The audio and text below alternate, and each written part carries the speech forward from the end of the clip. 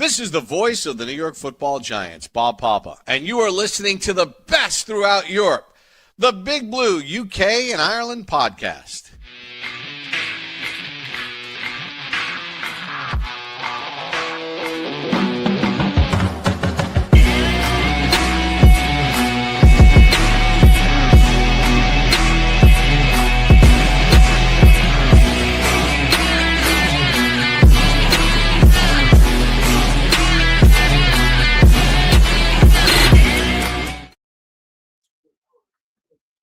Welcome back, Giants fans, to night 2, rounds 2 and 3 of the 2026 NFL Draft from Pittsburgh. Unfortunately, we're not from Pittsburgh. We're not based there to be there for it tonight. But you got myself, you got Mayo, you got Kev, live from our own very own war rooms. Looking ahead, kind of going to recap what happened last night, the disaster of the 2 picks last night. Many joking, relax. And kind of, just get guys' thoughts on it. Any viewers, listeners, etc., get their thoughts on it. We are going to be joined by former producer Craig. Hopefully, some point in the next hour, we'll get his thoughts and kind of get a little bit of an intake into how his night went with the Irish NFL guys, and kind of going to be in here for the 4 rounds 2 and 3. There's already some rumours about what the Giants might potentially be looking to do, but we'll get into that later. But Kev, we rested after last night's 5 a.m. job, was it? Yeah, well rested. Luckily, I had the day off work today, obviously, so I managed to sleep in most of the day and sleep on the picks as well. I mean, I kind of feel that we were all a little underwhelmed last night a wee bit. It kind of felt like that, but now we've had time to sleep on it.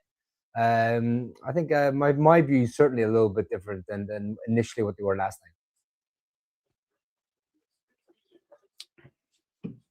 Yeah, and well, I was quite whelmed because I couldn't quite make the end of the first round before I had to knock it on the head. So, but I don't know what everyone was worried about. Look, I knew it was coming. I knew it was coming. I've had the post-it note. It was on the. If anyone watched the preview show we did at 10 p.m., it was on the thumbnail of the preview show. So we knew it was coming. We just had to move to acceptance, much like the Dexter Lawrence trade. We had to move to acceptance. We had to move this the idea of a top 10 tackle went from Miami. We had to move to acceptance. Yeah, I mean, so if we'll kind of get into it straight away, and obviously people who are watching us live, firstly, thank you for tuning in tonight. Hopefully you can be with us as long as possible. I'm not going to be on for the fall draft because I'm up early in the morning and I am knackered. But I'm sure Kevin and Mayo get it locked down. But let's kind of just delve into the picks. Obviously, first pick we had last night, we had 2 picks in the top 10, number 5 overall. We saw Mendoza go, who obviously we were never going to be in for. We've seen David Bailey go at 2 to the Jets. So then we watched Jeremiah Love go at 3 to the Cardinals. Carnell Tate at 4 to the Titans. And then kind of the Giants were on the board at number 5. Probably the standout players at that point was Arvell Reese, who maybe some of us didn't really consider, didn't really think that he would be there in the New York Giants. Certainly didn't think he would be there. You had Sonny Styles on the board and Caleb Downs. I think it was probably going to be out of those. We all felt it'd be out of those 3 realistically. We were possible of maybe some murmurings in regards to wide receiver, but I did think it was going to be a little bit too soon for Jordan Tyson. Then the New York Giants have said that they didn't think Arvell Reese was going to be there, and he was their best non-quarterback player available on their board. I've seen a few things today indicating that they kind of had Love and Reese neck and neck pretty much, and some indications that if Love had been there, Jeremiah Love might have been the pick, even if Arvell Reese was available, but we're never going to know that for sure. But Kev, Arvell Reese, I think it's fair to say there was some, not concerns, but there was a little bit like, okay, we've took an edge guy. Obviously, the Giants come out and said they plan on playing him at linebacker, where, let's not forget, at college, linebacker is his position. He moved to the edge position this year, but he didn't join Ohio State as an edge rusher, which is kind of where he was at. The pick was announced as an edge rusher, Arvell Reese, and that's kind of, I think, where a lot of our thoughts first went. So obviously sleeping on it, do you think that was was that the right pick? Was it the best pick available? And what's your thoughts in regards to him playing that linebacker position over coming off the edge? Yeah, definitely. I think definitely think it's the right pick. Yeah, it's he played off ball linebacker last year and then was sort of asked to sort of rush off the edge on occasions. But he'll come in and he'll like as John Harbaugh said, he'll play the will middle linebacker position. And the thing is, like, he was last year, he was an All-American, Big Ten linebacker of the year. What do you have? Like 69 tackles, 10 tackles for loss, 6.5 sacks, 6'4", 240 pounds. He's absolutely lightning quick. I think his 40 time was 4.46, which is tied fastest among all defensive linemen and linebackers. I do think, like, going back and watching a bit more of his film today, I think, like, he's got elite athleticism. Like, his closing speed is so good. When he sees and goes, he's as fast as anyone out there. Like I said, he's got that versatility to be able to play off ball, on ball. He's a really, really good run defender. And we've been saying we really need to stop the run. Well, he's the guy. Like, when he sees a running back with ball in his hands, he just hunts him down and goes after him. And, like, I think he could be a bit of a third down weapon as well, because he can rush. He can rush off the edge. He can blitz. He can spy the QB, and we all know there's a few QBs in the league who like to pick up third downs with their legs, and he can drop into coverage. He's not as fluid dropping into coverage as, say, someone like a Sonny Styles, but he's so quick. His recovery speed's so quick. He makes up for the lack of fluidity. He's still growing at the position. Like I said, he was only a one-year starter at Ohio State, full-time starter. But, like I said last night, like, the versatility of being able to, like, with him and someone like Abdul Carter, of, like, quarterbacks won't know who's coming, whether it's going to be Arvell Reese dropping the coverage and Carter coming, or vice versa. So I'm really interested to see how he's going to be used. And I think a lot of teams see him as an off-ball linebacker, and the edge rusher was kind of a projection. The same way Micah Parsons was projected. He never played full-time edge rusher at Penn State. He played off-ball, as you know, Shane, but he was projected to make that move because of his qualities. And I think that was the same with Arvell Reese. But the thing is, he's coming in way up, and he fills a massive need at the linebacker position at that second level. And he's just a freak. Like, he is a defensive weapon.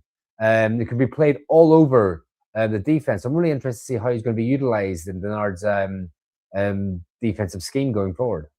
And, I think we may have recovered from the shock, but one person who was certainly shocked when it happened was our good friend, and welcome him in back to the show, Craig. Welcome back. Have you recovered from the shock of the announcement of Arvell Reese? I don't think I've recovered from the shock of half of the bloody picks that happened last night and what was going on. I genuinely cannot remember a draft from when I've been watching it that was like last night. There was just so much that happened across the evening. And obviously we kind of, I don't know if we can say we started it off, because personally I think the Titans really started off the run of weirdness with the Carnell Tate pick, which I do get, but I think they had bigger needs, and you saw that happen across the entirety of that first round. One of the big ones for me was with the Chiefs. I cannot believe the Chiefs traded up, and all news comes out today that it wasn't Reese who they were trading up for. It was Mansour Delane, and it just doesn't make a lot of sense. But we'll talk about Arvell Reese. I said, and was quite vocal in our little group chat, that I wasn't going to be a fan of this, especially when Schrager and some of the others started mocking him to us. I just didn't understand the fit. And I've got to say, when the pick came in and we had that snap kind of reaction to it, because I don't think any of us genuinely believed that was going to happen at 5, even though we'd seen it there. It was like, oh, they're just doing it for clicks, or they're just getting a little bit confused. But when it genuinely happened at that time, I think the initial snap reaction was, what the hell are we doing? We have Burns, we have Thibodeau, we have Carter.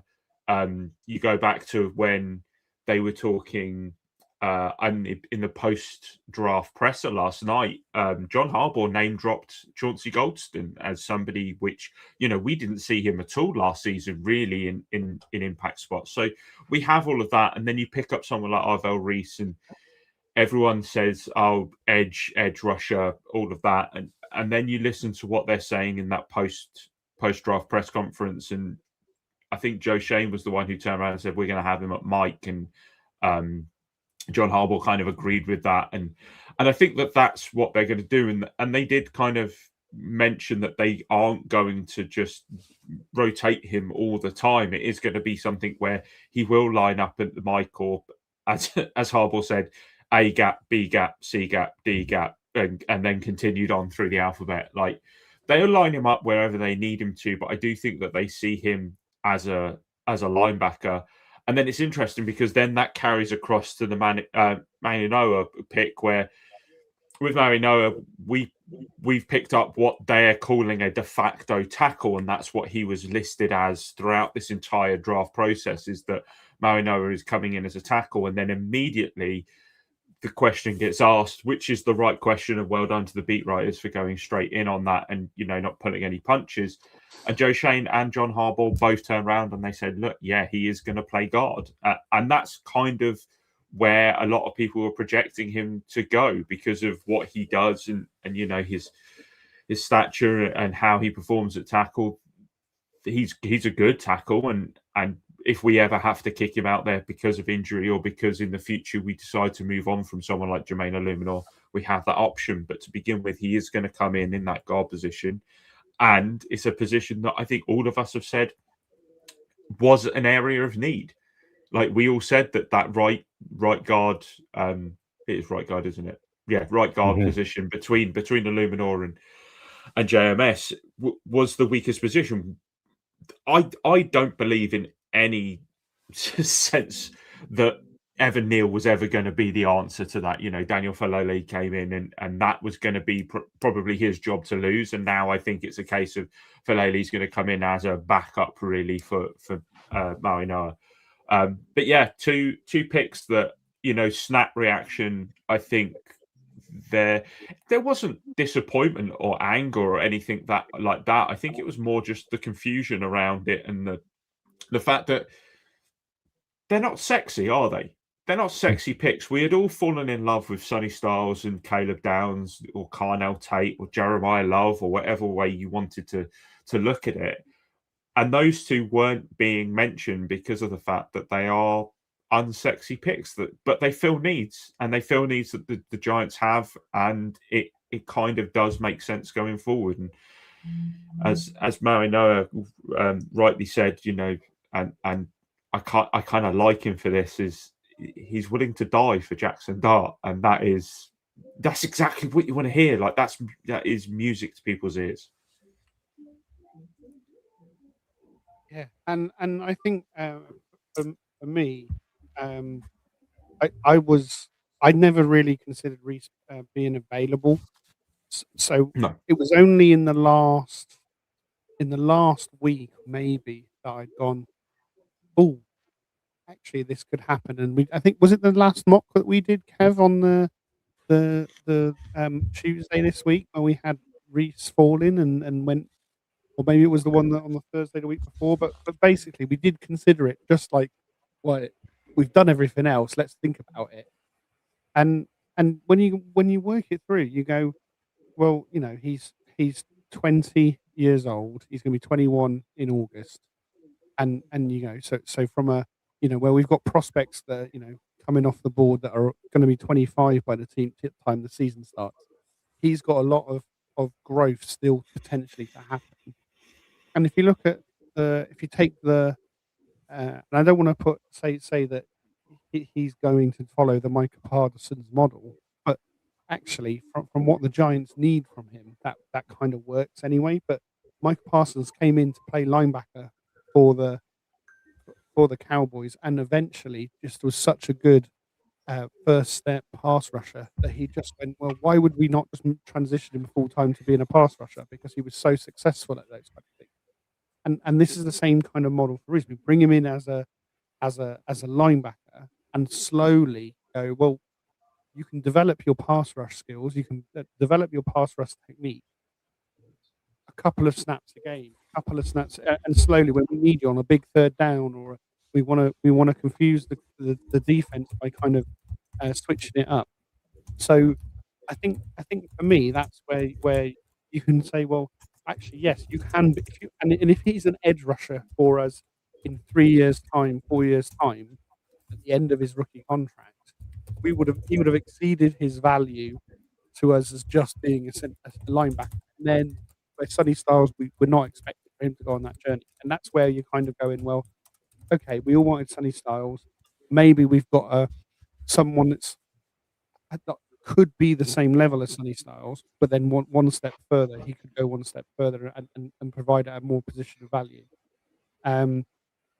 But Shane, you could also make the case, and this is, I think, where you were feeling last night, was we took the second best linebacker on the board when the first was available, and we took the second best guard on the board when the number one guard was available.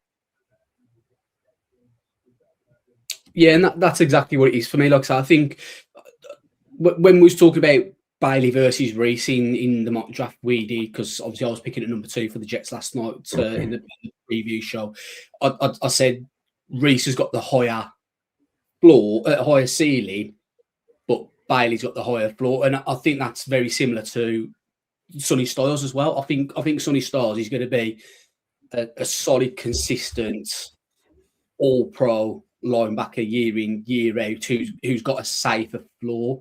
Reece has got the higher ceiling, but I do think he needs to be utilised in the correct way. And I was talking to Aaron before we went on air, and I said, like, my issues with, not the issues, but the concerns. I have 2 concerns with Mawanoe taking him there. Number one, you're asking him to play a position that he's not played. He's not played guard at the collegiate level, whether we like it or not. He hasn't. Him playing guard is a projection. This isn't like Arvell Reece, where it's not a projection, because Reece has played off-ball linebacker at college.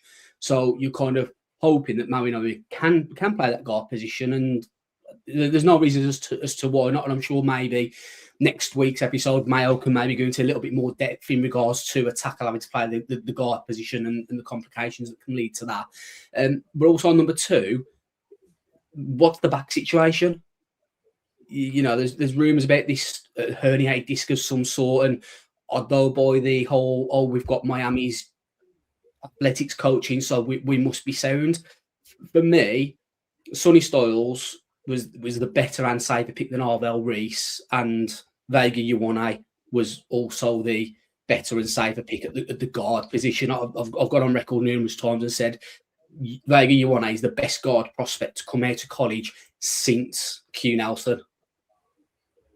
And that's where my concerns, issues, worries, whatever word you want to use. I'm not saying Mawanoe and Reece are bad picks, but when you look at it as like, well, you've got someone ranked higher than both of them, and that's just where I'm at personally. At the end of the day, Mawanoe and Reece are New York Giants players now. That's what matters the most, and I'm going to be supporting them. I want to see them do well, and prove me wrong. Go and do double what Sonny Styles does, give up the least amount of sacks that Vega Ioane does. But for me, I did have 2 players at the same positions, both ranked higher. It's interesting as well with Vega in the fact that he ends up going to the Ravens and is such a Ravens pick that you would think that John Harbaugh was kind of falling over himself to try and get him. And the fact that he didn't, and then his previous employers did take him, which is like the most obvious pick of the entire draft when that was falling. It just, I totally get what you mean. I genuinely expected that to be the pick at 10. I did. I know that Caleb Downs was there, but because of the fact that we had picked up Arvell Reece, and there is always that bias, isn't there? Even if it's an unconscious bias, you always are going to go tackle, or sorry, you're going to go offense, defense, or defense, offense. That's just how it's going to work out. I don't know if any of you mentioned this on your stream last night. Obviously, as you guys know, I was preoccupied with my own one, so I wasn't able to tune in. But do you find it like a weird coincidence that we have 2 picks in the first round for the second time under Joe Shane, and we take a linebacker and then we take a tackle? Exactly the same as what we ended up with, edge / linebacker. But it's exactly the same, isn't it? Thibodeau, Neal, Reese, And then I also see social media videos of the offensive tackle jumping up in the air and landing on 2 plyo boxes, just like the other offensive tackle did as well. I was like, I'm like, let's end the comparisons right there. At IMG Academy, where they both went. Yeah, but I think maybe what's more interesting is, since those 2 first round top 10 picks at those positions, both of those positions have been underinvested in and underdrafted over the years since that point. How many edge players have we taken since Thibodeau? How many offensive linemen have we taken since Neal? Obviously, the strengthening of the offensive line since that point came through free agency. Obviously, we did take Carter last year, in a very much a similar situation, right? Carter was a player that was, the number 1 potential player, and it fell to us at 3, and so we took him, even though it wasn't necessarily our biggest need, knowing that we needed a quarterback. In the same way, I think the same with Reese. If you consider him as an edge, he wasn't necessarily our biggest need, but he was probably the best player on the board overall, or kind of consensus player overall, and certainly could have been the number 1 defensive player as a consensus. So, yeah, it's an interesting way how we ended up in that position.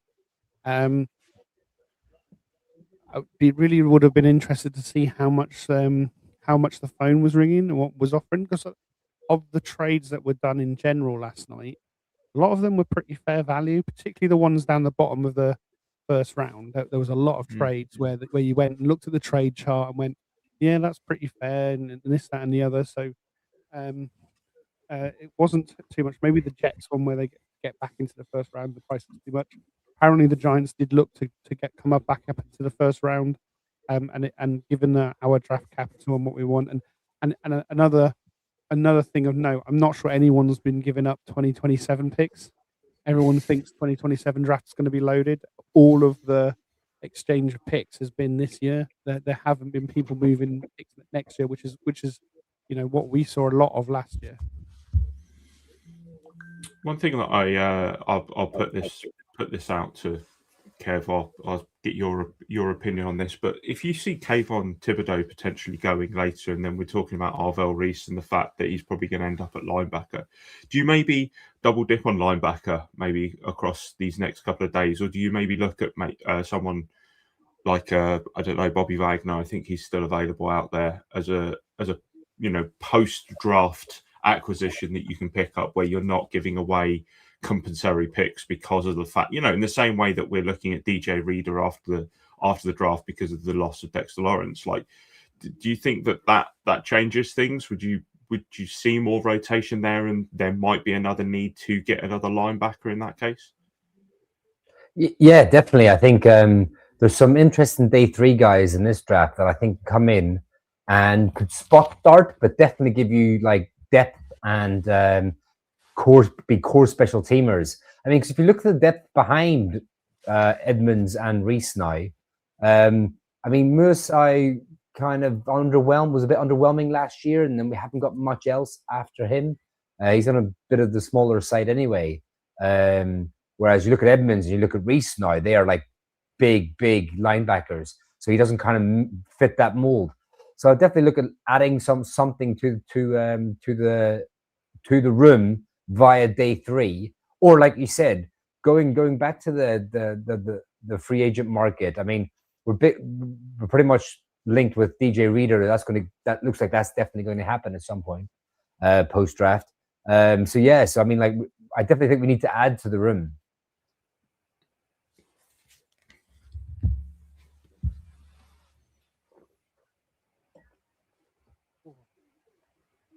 So, any final comments on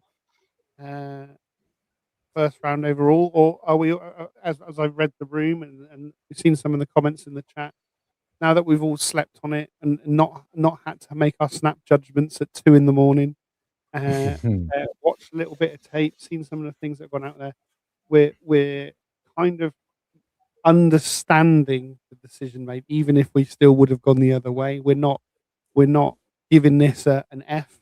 I think it's still a for me, snap grades, whatever they mean, for me, it's a B plus as a minimum grade so far. Not knowing, still would have loved to trade down at 5, but we might have lost both Reese and Styles and not had that linebacker position showed up. But for me, B plus, and I'm quite happy to see what we do tonight. I will just add just one thing quickly that I mean, obviously you take some things with a pinch of salt, but for the Giants themselves to come out and say that basically they got the number 1 non-quarterback and number 1 and number 4 non-quarterbacks on their board. I mean, whether we agree with sort of like that, those directions, or whether we agree that we should have gone someone else at those picks, but to get a number 1 and number 4 off your board, I mean, that's successful, right?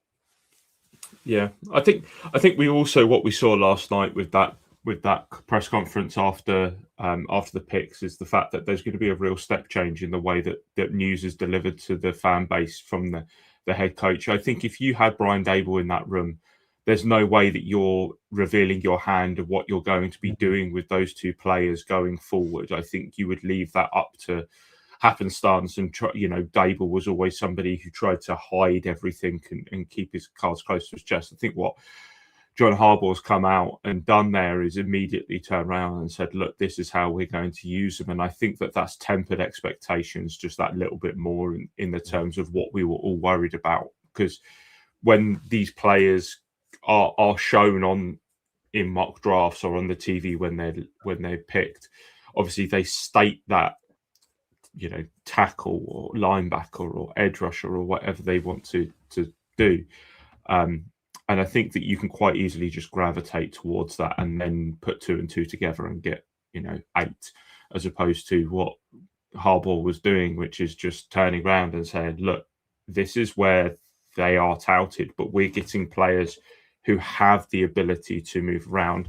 I do get Shane's point, though, in the terms of you are taking with Marinoa a tackle who has not played at the guard position. He has done nothing there. So are we going to see some teething problems there? You look at what he can do in the run game, and it does make sense for that interior side of things. And I'm sure our running back room are very, very happy right now. But it is a different position to play, and it's going to be an interesting one. I think we might get teething issues to begin with there.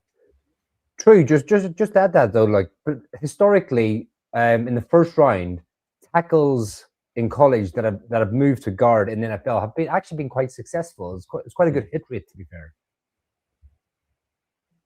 Yeah, I think Bobby from Giants Nation did a piece on this on Twitter.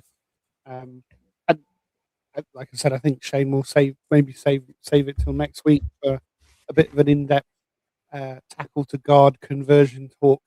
As someone that's played, as I've played both. In fact, I've played one season. There were 3 of us on the right side of the line, and we had one guy that was a definite guard, one guy that was a definite tackle, and then myself. And I would play one series at guard and one series at tackle, so we rotated through the team. So I've literally switched positions during a game. But the other thing that I think I wanted to talk about with Reese was we are going to get both of these decisions, because the other player that we're talking about, both of these positions that we would have liked to take in these positions, we're going to be seeing them twice a season in our division.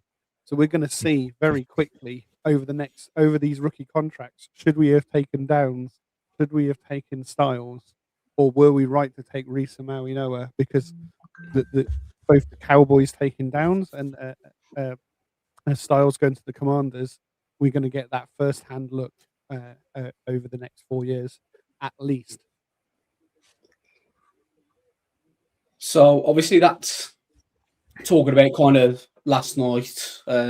Draft starts in about half hour. Shall we kind of have a look ahead to tonight?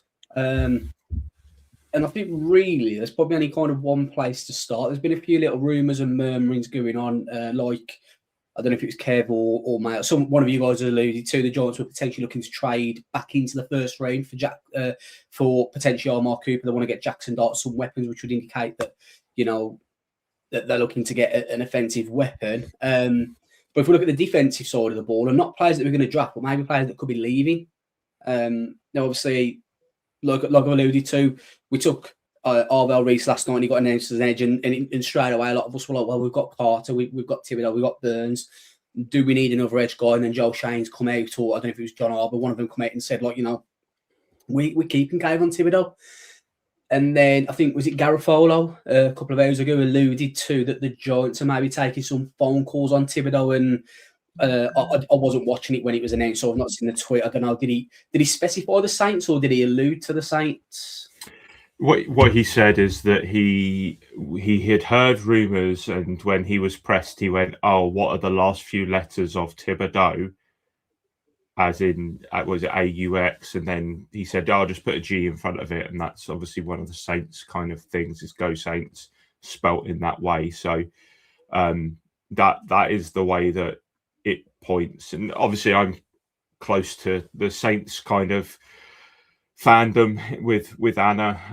They lost Cam Jordan in the off season. He doesn't want to go back there for a hometown discount. He still thinks he can get his money elsewhere. So it does make sense. Like, you put 2 and 2 together there, and it kind of makes sense for both parties. It does look like they're potentially still negotiating. One of their beat writers, Nick Underhill, turned around and said that they were waiting for the price to drop a little bit, which would, I guess, allude to the fact that the Giants are still hoping for that third.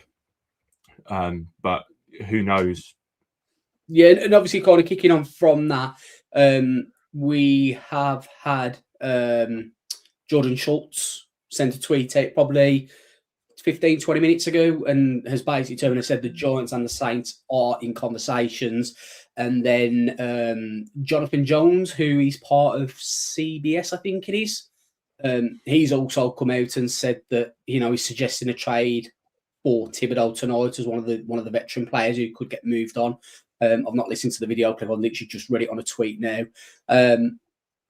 So I mean, we'll just bring it up just to kind of look at where we could maybe move to, what we could potentially get. Get the mock draft up.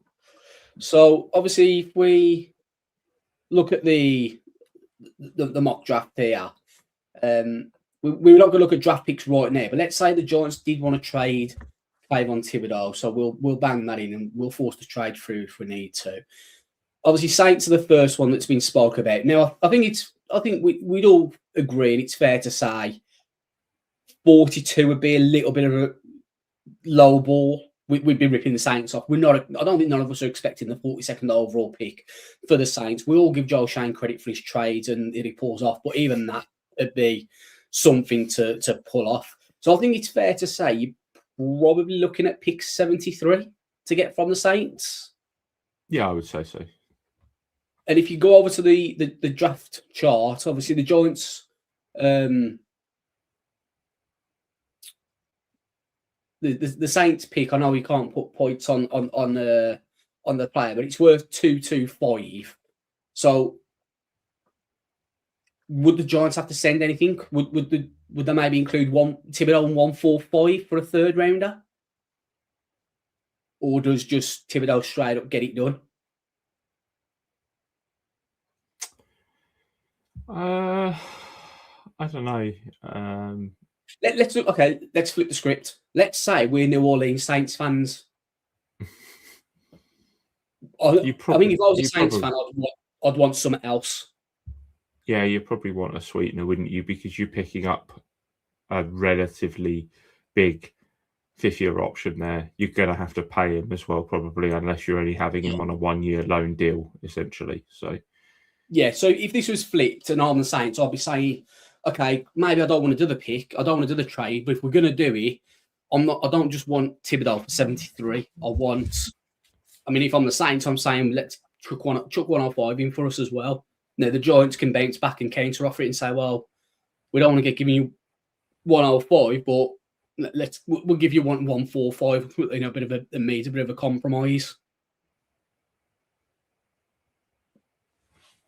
Mayo, you're on mute. Yeah. I'd be fully tempted to personally. I'd be tempted to throw at least 186, and then 145 would be like, yeah, okay, you can do 145, making them feel like they're ripping my arm off, and eating me lunch. But just from previous mocks, 145 is a little bit of a dead zone. Yeah, there's a drop off of quality, and the player at 145 isn't necessarily any better than the player at 186. So I'm quite happy to give up 145 for 73 with Thibodeau going across. so we'll mock that now. We'll offer the trade. They're not going to accept it, so I'm going to force them to accept it. It's happening. So then that brings the next question that kind of has been rumoured. Obviously, you've got 4 teams picking in front of you. I can't see the draft board, can I? I'm not going to start it because the Saints will just rip through the pick. The teams will start ripping through the picks. But On would the it be interesting at trading the up? bottom, you've got Daniel Jeremiah's top players remaining, and it's just about to go back round to the start. So you'll see the names that we're interested in right about now. So, But what just whilst that's doing, obviously you look at the Niners are first on the clock. Their biggest need. It's got guard and tackle, but there's been a lot of chatter about them and maybe going wide receiver. Cardinals potentially looking to trade back. Kev mentioned this before we went on air tonight that the Cardinals might want to. I've seen some chatter about them and Carson Beck. Could they maybe want to trade back, get a little bit more draft capital potentially? What would you give up to move up to that pick? To the Cardinals? Yeah. Well, you want 34. You're going to give 37. 186. I mean, I think if we look at the trade value, pick 34 is worth 560. The Giants second round is worth 530. You've given up 145. You could hope that 1/6 rounder does it, but maybe you say let's give you 186 and 193 to lock it down. Maybe a 7th back or something. Yeah, that's a good so point. if we go, let's say we chuck them 186 and 192 as today, and then we'll ask for their 217. Yeah. Yeah. We're going to force that through as well because I can. And then we're going to start the draft. So obviously, McNeil was first with the Niners. I think we all unanimous that it's got to be this guy if we're to stick and pick. So the only other player in the conversation for me is Denzel Boston, and this whole Daniel Jones, Jackson Dart, a weapon. Oh, Sorry, PTSD there. It's been a long week. I do not panic. There's no Daniel Jones on the Giants anymore. Jackson Dart wants a weapon. There's a big drop off after Denzel Boston. So that's the only other discussion. But obviously we know we lost our middle stone, and run defense is a problem, and McPounder is a big run stuffing nose tackle, and would go to some way to replacing some of that middle stone that we've lost. So if for we, me, I was going to say, if we're trading up, I totally get the shout here for Boston. But if you just go back to that wide receiver list, if we potentially trade backwards as opposed to trading up, I really don't mind Chris Brazzell there from Tennessee. I'd be quite happy with that. Right. We're not Tennessee learning wide much, receivers. yeah. Have you learned nothing? Yeah, but it's a little different. It's a little different. For me, the thing is, if you look at the defensive tackle group, so I think it's fair to say the top 3 guys are the standout. You expect are probably going to go in the first 10 picks, maybe even the first 6 picks. If you trade Thibodeau, you got that 73rd. I think your best option there is you're either opening for Big Citrus, and then further down the board, you've got Chris McClellan, who obviously the Giants have had a top 30 visit with. However, if you look at wide receiver, there's a drop off after Denzel Boston. Completely agree, Mal. Denzel Boston, I have a range 1 grade on. But if you look further down, you know, a Skylar Bell, a Bryce Lance, a Zachariah Branch, an Elijah Surratt, a Dion Burks, a Ted Hurst with that pick 73 appeal to me more. So basically, what I'm saying is, for me, at 73, if you do trade Thibodeau, I like the wide receivers that are going to be available there better than the defensive tackles that are going to be available there. Yeah, I agree. And then the only other swing for me is Jamod McCoy, and I maybe wouldn't trade up for him, but obviously he is potentially a top 10 talent in terms of a quarterback, a cornerback, but it's the injury. He's potentially not even going to be ready because of an aggravation to his current injury. I'm thinking, but when he ran at his pro day, he kind of put all of the athletics score stuff to bed. And he would be a sort of swing talent, but you've got that injury flag, but you're getting the discount by getting him here in the second round. So to me, that's the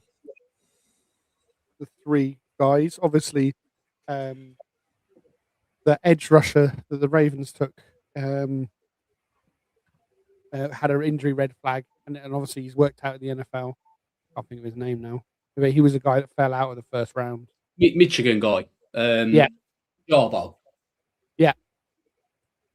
So looking at Harbaugh's history, he has taken chances on high talent that's got an injury red flag and got a discount. So to me, those are the 3 that would either be the reason I'm sticking and picking or trading up. The rest of the guys, like you said, Craig, there's quite a few players in this range that a small trade back would be attractive. And you know, even in the other scenario, obviously we did the Kayvon trade beforehand, but there's also the opportunity of a pick swap to get the 74. Do we swap 42 and 37? That's the other way around to that one, and move back to 42. Let the Saints go up to 37, and that's the other sweetener that we put into that deal. So one wide receiver that I've seen already heavily touted to go higher than his projection, if you go back in there, because I've just mind blanked on him. Ted Hurst? No, it Bernard. is the Georgia receiver. Oh, Zachariah Branch. So yeah, apparently there are a lot of teams really high on Zachariah Branch, and a lot of people are saying that he's going to go in that kind of top half of the second round. So just because it's obviously this is the consensus, I think that teams do view obviously players a little differently, and from now on, that's when you're going to see the kind of bigger reaches, shall we say, as opposed to as opposed to what we saw yesterday, where we had a couple of interesting reaches. I think teams get a little less precious about reaching for players when it comes down to these kind of rounds. There's such an emphasis on the first round that I think that sometimes teams are scared to do it unless your name's Les Snead. We've mentioned this a few times, that this is a get your guys draft. The rankings are all over the place. So if you like a guy, just take him. Don't worry about whether you're getting value on him. Just get there and take him, because you have no idea the variation on some of these guys on across boards. And number means nothing versus fit, does it? Exactly. Have you seen Kayvon Thibodeau's latest Instagram? Who, sorry? Kayvon Thibodeau's latest Instagram. Nah. It looks like he's gone. Well, apparently I've seen something about he was at a draft party and he's left. Don't know how legit that is. I think that was last night. Oh, okay. But yeah, just talking about Zachariah Brandt, the concern for me with him, he's 4th percentile for height. He's 5'8" and 5'8". Yeah. Like, I know Wandale was small, but I think that's I do like Zachariah Brandt. I am higher on him than others, but I do think when you look at that list, Boston, Chris Bell coming off the ACL, obviously, Jimmy Bernard, Skylar Bell, Bryce Lance, Antonio Williams, Elijah Surratt, Ted Hurst. I have all above him. I love Dejon Stribling. Yeah, same. As a big wide receiver, Dejon Stribling really stands out to me. And I tell you, a guy who I am a lot higher on than other people is Jacoby Lane. Yeah, I preferred him to Lemon in some ways. Every time I watched USC, I was more impressed by what Jacoby Lane did than what Makai Lemon did. Like, I really like Jacoby Lane. I was just looking at that. Didn't he have like a... Sorry, go on. I was just looking at that Instagram post. What's it say? You got me intrigued. It's a video from one of the Fast and Furious films, and it's saying, "You thought you could leave without saying goodbye." Cannot beat a little bit of poking, can you? A little bit of enticing the crowd. Just work in the room like a wrestler would right now. So thanks, Anthony. We do this every week. If you drop us a note on Twitter as well, on X, and ask for the draft Bible, we'll send you a copy of the draft Bible as well. Oh, the draft Bible. We haven't pulled that up tonight. It was a handy wee tool last night, wasn't it? Surprised it took so long to get it out.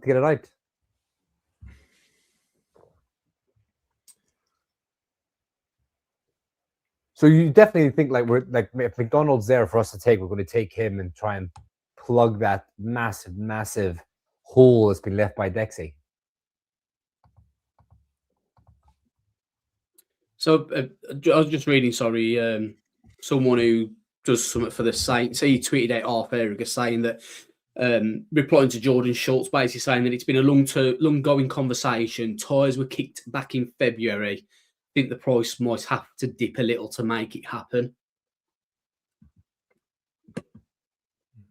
So I just want to go back to this trade chart. So the price might have to dip to make it happen. Obviously, we took their 3rd rounder. They then don't pick till 132, which is the back end of the 4th round. There's no way that we're accepting that. It has to be maybe initial talk of 42, but we might have to accept 73 or something, surely. What's the difference between 37 and 42? In the chart value? Yeah. So, like, if we pick swap... 37 is 530, 42 is 480. 50 points. Right. So, the 50 points on top of 74, is that more or less than the 105? So that again, sorry. So what would be the? Yeah, Yeah, so the 50 points. Yeah, so it's less than 105, but it's more than the 145. So if you flipped the 37 and the 42, that gives the Saints 50 points back. Yeah. And then you obviously flip us 73. So Mhm. that's what you do for Kayvon Thibodeau. That would be a better deal for them than getting 145. so essentially, what flip seconds So and we get the third the- type thing. Yeah, flip seconds and get their third. That would Okay. be more capital back to the Yeah. Saints. That would be a sweeter deal for the Saints than us giving up 145. But obviously, Just- if the rumor is that the value is going to have to drop a little bit,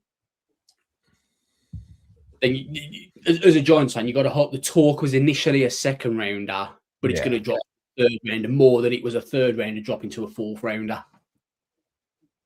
Yeah, I mean, for all we know, somebody has got a third rounder on the table for us already, or even a second round, a late second rounder. We don't, and if they're saying, well, look, we'd rather have the Saints pick rather than the other teams, and maybe there's a little bit of a negotiation in there.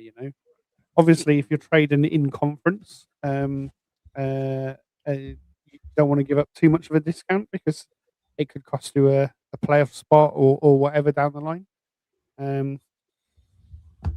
But yeah, it's another way to think about it. Is you could flip seconds.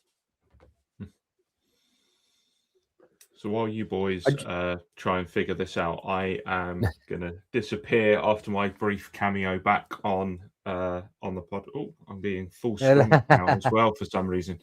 But yeah, just going to be another interesting one. Obviously, some interesting bits yesterday in the terms of what happened.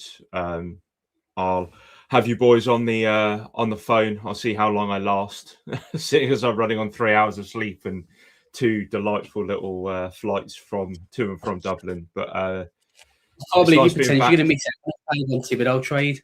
Don't. It's the only thing that's going to keep me going until Anna has to wake me up because I've fallen asleep on the sofa. But have a good evening. I'll be back on at some point. Don't you worry about that. And yeah, see you soon, boys. Thanks for joining us, Craig. Take care, buddy. Thank Take you. care. See you later. Cheers. Getting closer. Are we going to be on the clock in 8 minutes' time? That's so interesting. I mean, like, obviously the two deals aren't together, like us moving up and then Thibodeau deal. But you would like to know where you stand with both deals. You know that way? I'll tell you what. Yeah.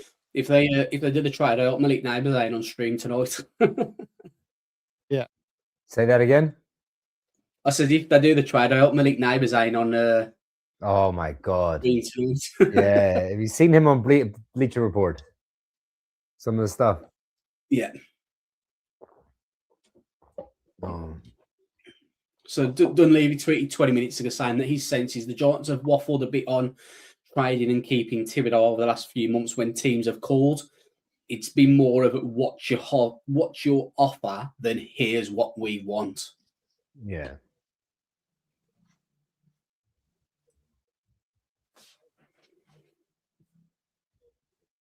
It's a tricky one, isn't it? Because, like, I think for all parties, it kind of makes sense for him to move on.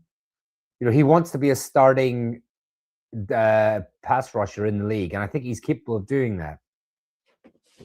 But he's going to want a big contract, and I think he will want more than what we're willing to pay. I think that's the critical thing, right? So, and you think Jihad Ward was the leading sack for the Titans, so he walks in and he's their best pass rusher based on last season, right? So somewhere in the league, he would be the number one guy on a team.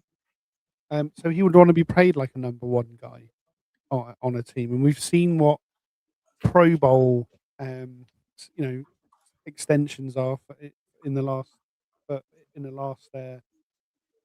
week, right? So he's going to be looking, towards the 40 million mark for per year as his number. And Yeah. there's no way we're giving that to him. Like I'm certain of it. We don't need to get into that negotiation. We've got 3 other guys that can take his position with first round kind of talent. So if we don't re-sign him and he goes in free agency, the sort of money that he's going to go on, I think we briefly mentioned this, the comp pick formula and everything else, we're getting probably a minimum of a 4th rounder for him, maybe even a 3rd, right? Playing time dependent, but likely where he's going to go, he's going to be a starter, so he'll score highly on that scale as well. So we'd get a 3rd back for him. The key is we wouldn't get the 3rd back until the following 2 draft, years. so we can get to the 28 draft. So we're saying, well, do we wait for the 28 draft to get that 3rd round pick, or do we get that 3rd round or pick today? That's and trade him away a year early rather than think, because he's only on 14, or he's only on 14.5 million, but it's 14.5 million to keep him. Yeah. That's useful money, but you can't replace his talent for 14.5 million. So if we were to have an injury to Burns, for example, and Kayvon Thibodeau is on the bench ready to come in, that's what he'd pay for that 14 million straight away. So that's kind of where the trade-off is around this. But if you're not going to extend him, you don't get the benefit of the comp pick to 2028. Yeah, exactly. And like I was just looking at the Saints depth chart now, and their edge rushers are Carl Granderson and Chase Young. So like they could definitely use him. And I don't think it's only the Saints in this market. Like I said, he could probably start for the Bears. Yeah. He could probably start for the 49ers. So just something that's worth discussing just whilst we wait for the second round to start. John Arbor's come in, and since he's come in, we've lost Dexter Lawrence and we've potentially lost Kayvon Thibodeau now. Yeah. Do them moves mean that this is a bigger season than it would have been already? Because if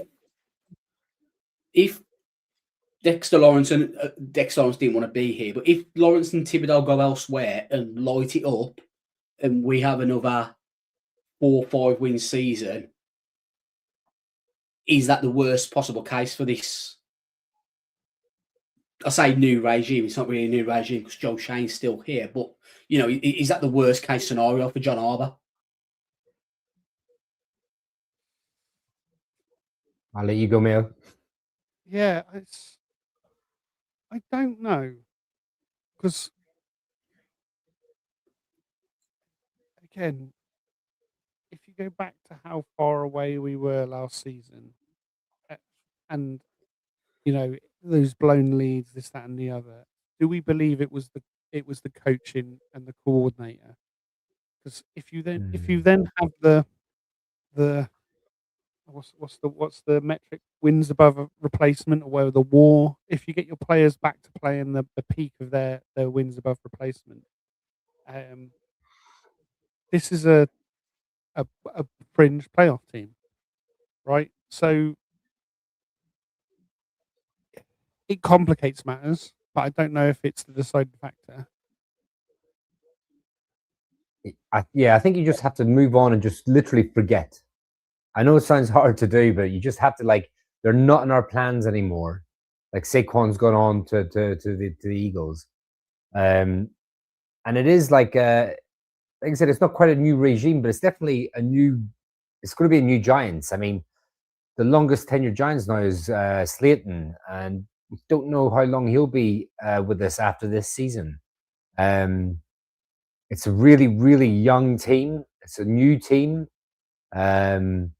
So I think it's just a blank slate, start again type thing for us. And we all know it doesn't take much to be able to turn things around and get into the playoffs. You need a couple of things. Like, we were a bad team last year, but we had a couple of things go our way. we could have made it. Could have made more wins, than we got. So yeah, I just think gotta just trust John Harbaugh for now because we brought him in for a reason.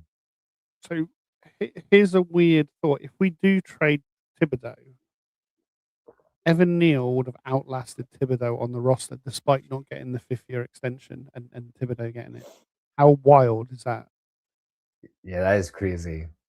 I mean, but look at the additions of the offensive line. Like Neal could be a camp cut, to be honest. Oh, absolutely. But I think just around this point, this is not necessarily a knock on Kayvon Thibodeau. I still think he's a really good player. He maybe hasn't lived up to the hype of 5th overall, and that's why we're not considering extending him at the value that he probably can go and get at other teams. He's more valuable to other teams. It's not saying that we think he's a bust. It's not saying that we think this, but the reality is, if you're not extending him, he's only worth to us a 3rd round pick in the 2028, conditional of us not signing something that cancels it out. Whereas we can get a guaranteed 3rd round pick today, and that's the reason. It's not because we want rid of him off this roster. If he's still on the roster at the start of the season, I'm all for him having a really good season and pushing his value, helping us win games. Yeah. But it's not a knock on him. It's just the situation is, if we're not going to give him another contract, which it looks like we're not. Yeah. Let's get the value now.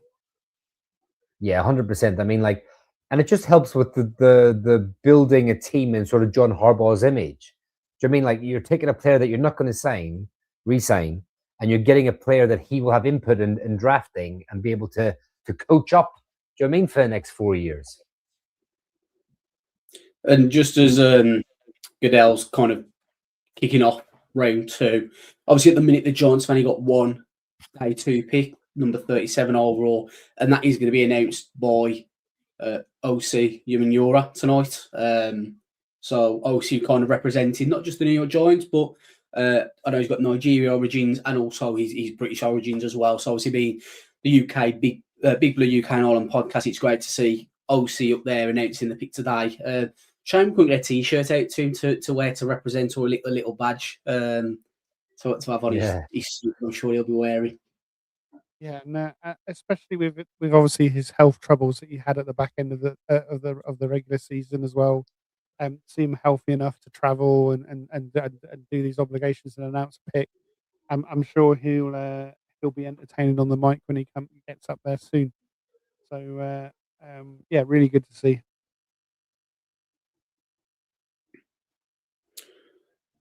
So apparently the 49ers are going to be staying at 33. They have had trade calls, but they're not going to be taking any. They're going to stay where they are. So interesting to see who they go for. There's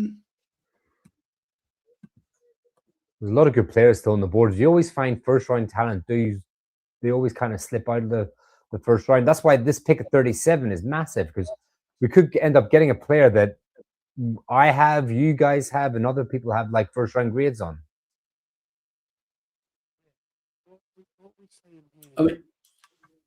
Mayo, you're too low. Sorry, what are we saying here for the 49ers? Who do we think? What's their needs? They've slept on it all night. They've gone, who would I love? I mean, double check German McCoy's health status.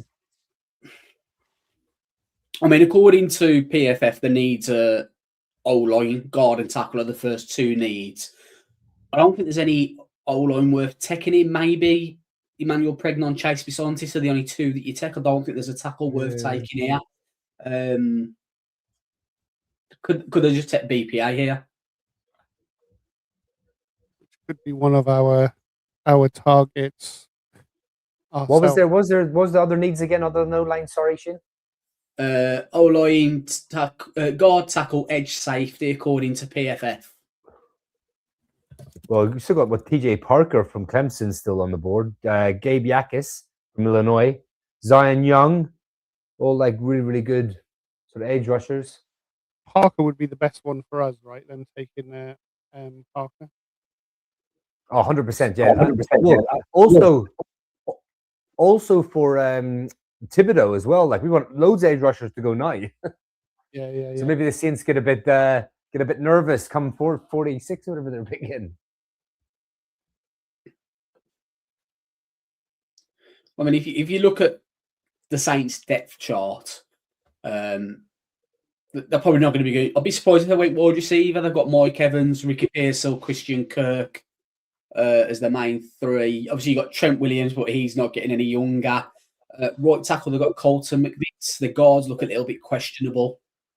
And then kind of coming off the edge, they've got Nick Bosa and Mikael Williams. They're two safeties. He's Jair Brown and Malik Mustafa. So, I mean, I think McNeil Warren could be an option here for him. Yeah, could good be. shot. That myself, yeah.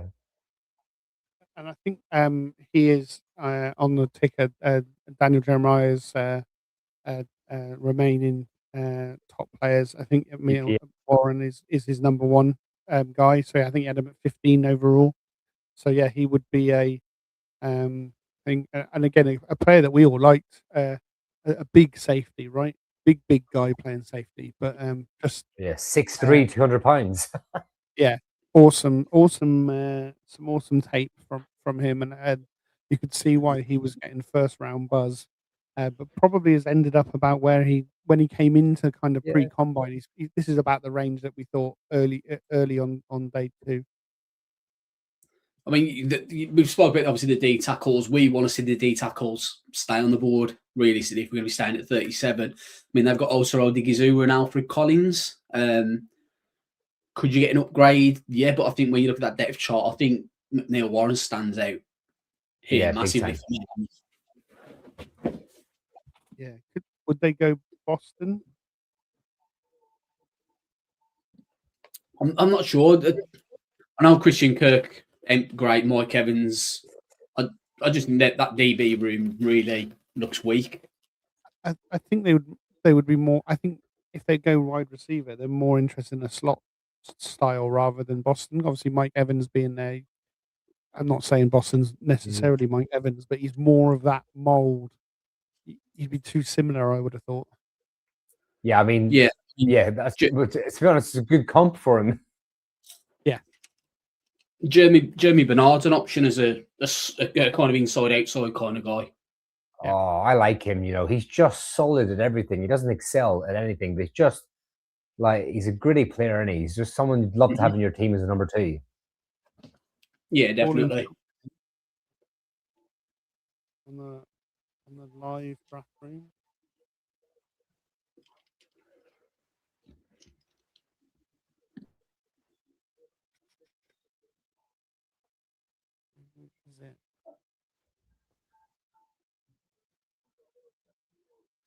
So, who do you think the pick is then? Well, it's not even in yet. That's what I was about to say. They're really letting the clock run down. And only 2 minutes left. I mean, obviously, we've just seen them on the phone to somebody, but we're holding off just in case maybe someone went, you know what, we'll give you a first next year to move up. Yeah. Yeah, like I said, I don't think we've seen any 2027 picks being given up yet. The pick is in. We haven't even synced ourselves up yet tonight, lads.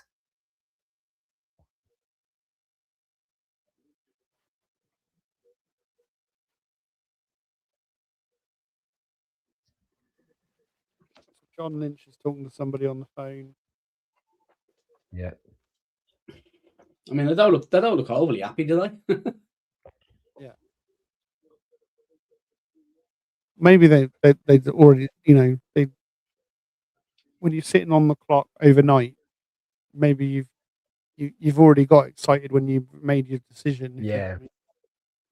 Because exactly. It's not like you find out, okay, our guy is here. Like you said, Mayo, they've known all night whatever guy they wanted is there for them now. Yeah. I mean, I do feel like 49 is one of them teams as well that can maybe do something a little bit, not outrageous, but make a pick where you think, okay, I probably didn't have him going for about another 10 picks. Ooh.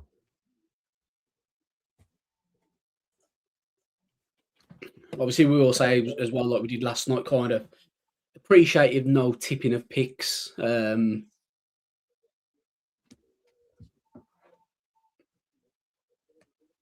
I'll probably am going to find out some picks a bit early because I'm kind of not going to lie. I'll keep refreshing Twitter just for any Kayvon Thibodeau news, and you're naturally going to end up seeing.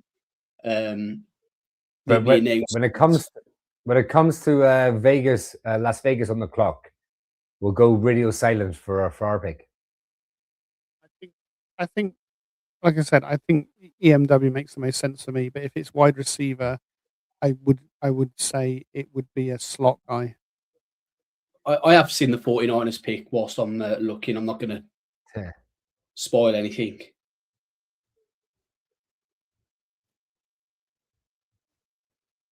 I will. I guess I'm behind you, Kev. So I will let you know. He's just said it. He's just said the name. I got it now. Yeah. So it was wide receiver. It was. Like I said, 49ers and a big one as well. 49ers are one of them teams. I'll text someone a bit earlier than maybe what you would have him on your board. You know what? Look, I said probably about 15 minutes ago, I do really like Dejon Stribling. He's a proper riser, hasn't he? Yeah, I kind of had a late second, early third on him personally. Same. I had a second, third on him. Yeah. So he was the number 62 ranked player on Daniel Jeremiah's board, and he goes first. But then, was it you that said it, Aaron? Was yesterday that this is the draft where it's like, go get your guys. Like it's never too early. If you like a player in this draft, then someone might have a third round grade on him, but you're in the second. You're like, well, you know, I want to walk away from this draft with this one of these players. Then you just have to go get them. I mean, Dejon Stribling, McShay had him as his 8th best wide receiver, 51 overall on his big board. Experienced player, 56 games he's played. He's started 55 of them. You don't hear that too often. Usually, you know, wide receiver. Well, college players will miss the first year essentially. Last year, 55 catches, 811 yards, 14.7 yards per catch with 6 touchdowns. There's no trade on here either. Pick is in. Okay. So there was obviously a lot of talk about the Giants trade, trying to trade up to this one. Cardinals, what did they do? The Cardinals certainly didn't mess around with that pick either. They kind of no, that was in. Yeah, they didn't run it down to 2 minutes like the 49ers. So they went running back in round 1.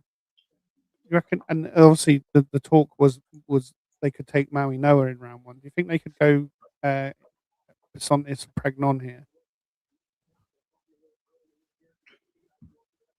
Yeah, I mean, well, there's talk of them with tackles, but what about edge rushers?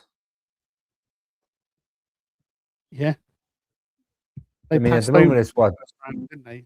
But that was the thing. They would have taken Reese if it wasn't Love. I think was where they were going. So yeah, edge rushers. And loads of edge rushers. But I think that again, edge rushers maybe. Here we go.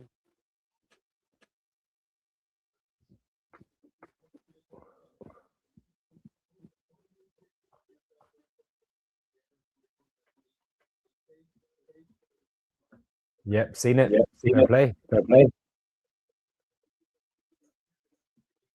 So it is the guard. Well, good for us because that's 2 players. I don't think we're on our short list, right?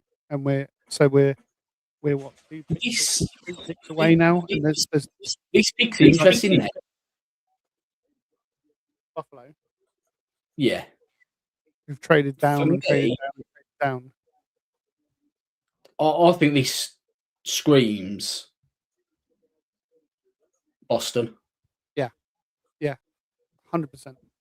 Then they don't have that wide receiver one. It's not quite worked out with the guys they've drafted in previous years. Yeah, I think they should be Denzel Boston all day for Buffalo. But worst case scenario right now, the Giants are going to get one of the 3 tackles if they want to. You got Caden McDonald, Christian Miller, and Lee Hunter. And all the corners are still here.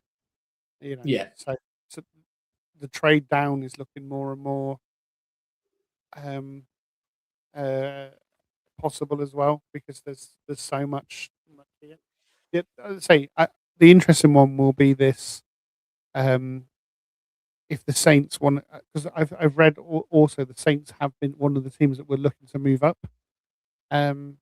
So obviously that there's that pick swap that we talked about that is still in play.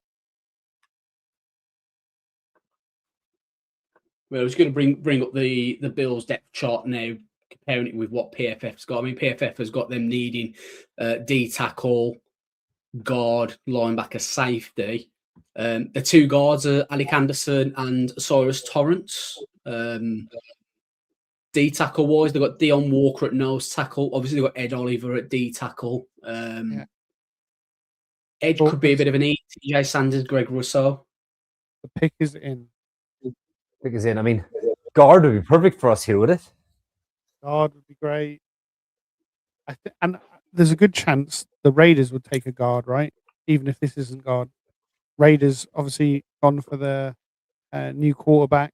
Their offensive line was terrible last year. Do you go and get guard in Pregnon? Who's the again after Pregnon? There's a big drop, right? I mean, for me, I think. I mean, who's their wide receivers? Oh, I forgot they've got DJ Moore. So I think this could be one of the linebackers. You look at their that's a good shout. Dorian Williams, Terrell Bernard. Oh, Rodriguez here, maybe. Yeah, that's what I'm thinking. Rodriguez or a CJ Allen potentially. Oh yeah.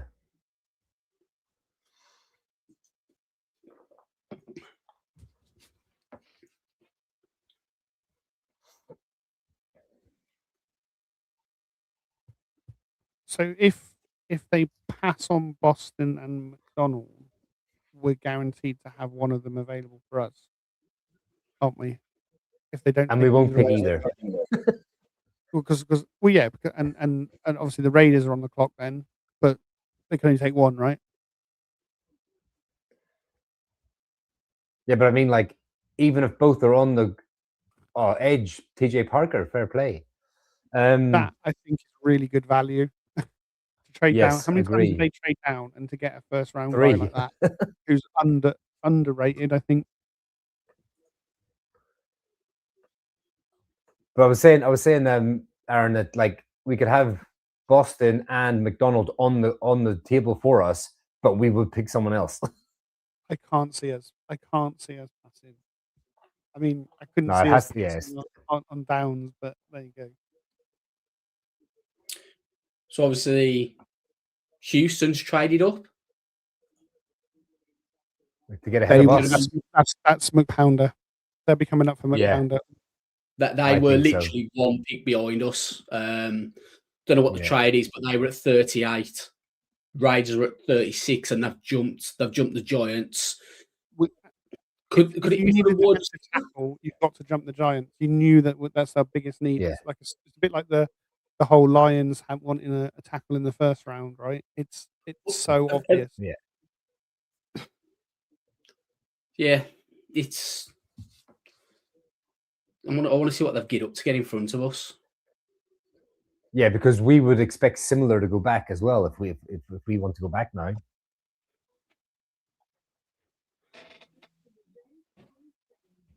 Do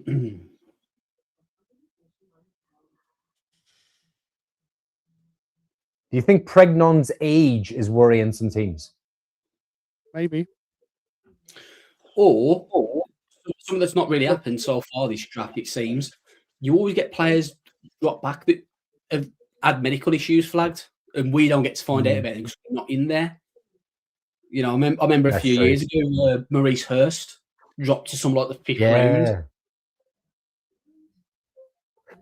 Speaking about age, actually, did you notice both our draft picks last night are still 20? I did mean to mention. We don't turn 21 to the summer. Yeah, so they'll be finishing their rookie deals at the age that Pregnon is now. Exactly. Yeah. Exactly that. Yeah.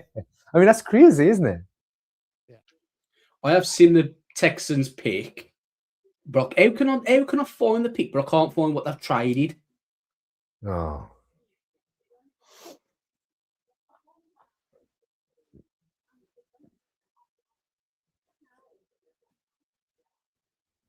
I'm trying not to look at my phone tonight. Yeah, I'm definitely not looking now because it's the pick is on I- Twitter, so don't get lucky. I've Who's got pick? Texans. Oh, okay. Not ours. I've got So the I've got a- Texans gave up 30. No. Yeah, Texans gave up 38 and 91. Raiders gave up 36 and 117. so they third and fourth swap. Yeah. That's decent for the Raiders. I have got an alternative tracker of our now that we're on the clock. I presume we're on the clock because the score bug on the drafting doesn't tell you who's on the clock anymore. It just tells you the pick is in, and you have to assume Yeah. the next team haven't traded or anything yet.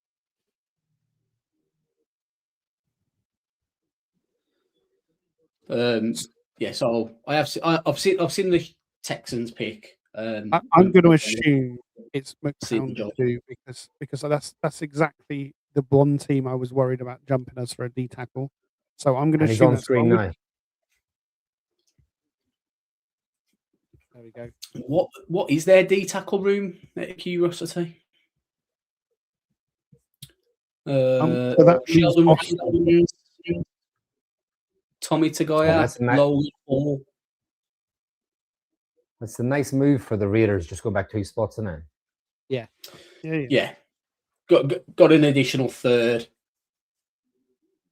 and get up your fourth.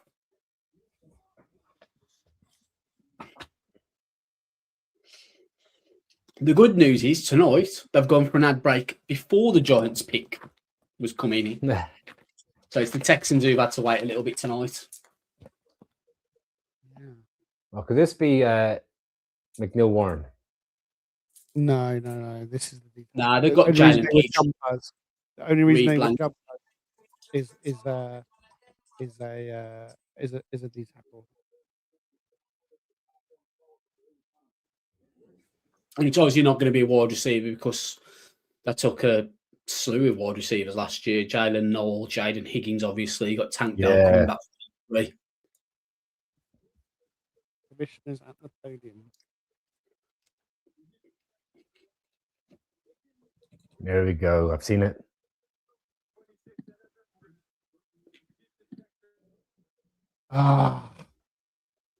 So close. Mayo called it. It- You called it. They're jumping us for him. Yeah. It had to be. You only It was you only MVP. give up 2 people to jump the team that you think, and for us it was our biggest need, right? Mhm. Yeah. You were either But- jumping us to get Boston or McDonald. They didn't need Boston. Correct. Yeah. Now I'm hoping So- that means we'll take Boston. That's what I would do here. I'd be sprinting the card in for Boston. Mhm. But I understand that we do have this need at defensive tackle and And I still one ripped winner- Kristen Miller. Yeah. I that's what I mean. I get that we could go Christian Miller here, but I would personally go for Boston at this value. And Yeah. if I have to worry about the tackle and make it my priority next off season, Yeah. fine. And If there's still even- a guy I can get later in this draft to help out. And even if you brought in DJ Reader and the two other defensive tackles we had in on visits to plug a gap for this year, do you know what I mean? I am a bit gutted about this pick, to be fair. I am I really gutted about really it. wanted McDonald here. Yeah, it's a kick in the teeth a bit, isn't it? Yeah. You waited, and like you said, thing is, trading Dex, Aaron, like you said, everyone knew it was a hole and a need. So, like, this is a perfect, like, Houston are laughing now because they made the moves to get the guy they wanted. How happy he is. Fine. You know, he was here yesterday, didn't go, and now he's going now. And yeah, I'd really wish that was a one of these lovely draft caps on his head, not a Houston one. Yeah. But I don't. I think this is up there for being one of them gutting moments in the draft. Like, I really want Caden McDonald. Yes, a little bit, but like we won't draft him now, which would be really annoying. But if we get Boston now, for me, I think that rounds out that wide receiver room really well. Like I had a first round grade on Boston. Boston was arguably the best, what's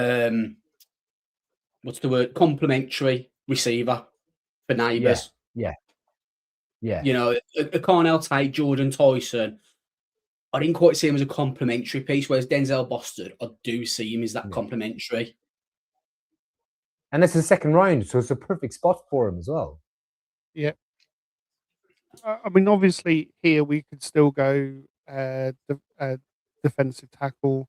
We could still go cornerback. There's still needs and there's still value at both of those positions. But for me, Boston was the guy that I was like, I had ended up with him at 5 as the wide receiver, but early on in the process, he was the one like, I think he's better than Lemon. I think I prefer him to Tyson with Tyson's injury. And if we got him here, it would be amazing. It would be amazing. But like, I haven't looked. I'm staying off. My phone's on silent. Is this now Caden McDonald going in front of us now? Is this just like, right, let's offers? Are we on the phones now thinking about trading back? I think we would be. I think you've got to listen, especially like I said, there's value that unless there's one guy that is stand out on your board, I'd be looking at going back a few picks here because there is a group of guys that I have around a similar level, except for Boston. Pick is in. So we're speaking a lot about Boston. The pick is in for the Giants, so we have stayed. How would we feel about a cornerback here? Yeah, I mean, it's a need, and there's value at corner here, right? So whether you again, McCoy could be your number one cornerback in the entire draft, but obviously you've got the injury. You have to be happy with the medical. Is the other one that's in that kind of thing. Pons, more of a slot guy, but maybe you want the upgrade at slot and just a dog. Cisse, Terrell is still here as well, isn't he? Yeah. Yeah, Terrell's here, Hood's here, Cisse. And so if one of those guys jumps out to you, that you're in the if you start the corner, you're better off starting the run rather than being at the bottom of the run. And we saw that with Banks, right? So yeah, there's value at corner here. There's I genuinely got quite annoyed if this is Kristen Miller. Because it would have mean that we wanted McDonald and we've passed on Boston. Yeah.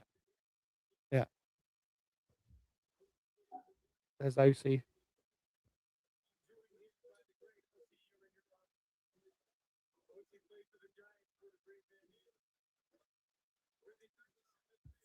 Seen it.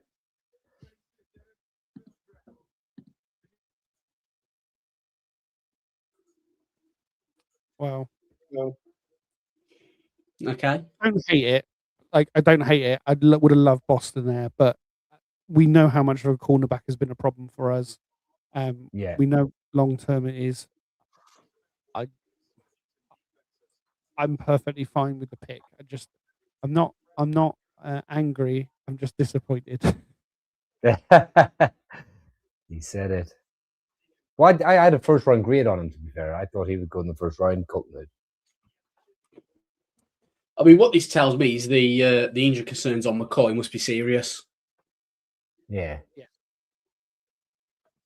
I mean, if we look at Todd McShay's rankings for Colton Hood, he had him as his CB3, ranked 29 overall, joined to get him at 37.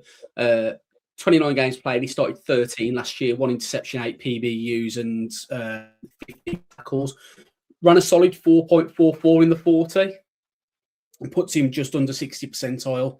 193 pounds, 31-inch arms, 10-yard split of 158. He was most impressive stat in the combine was his vertical, 88th percentile at 40 inches.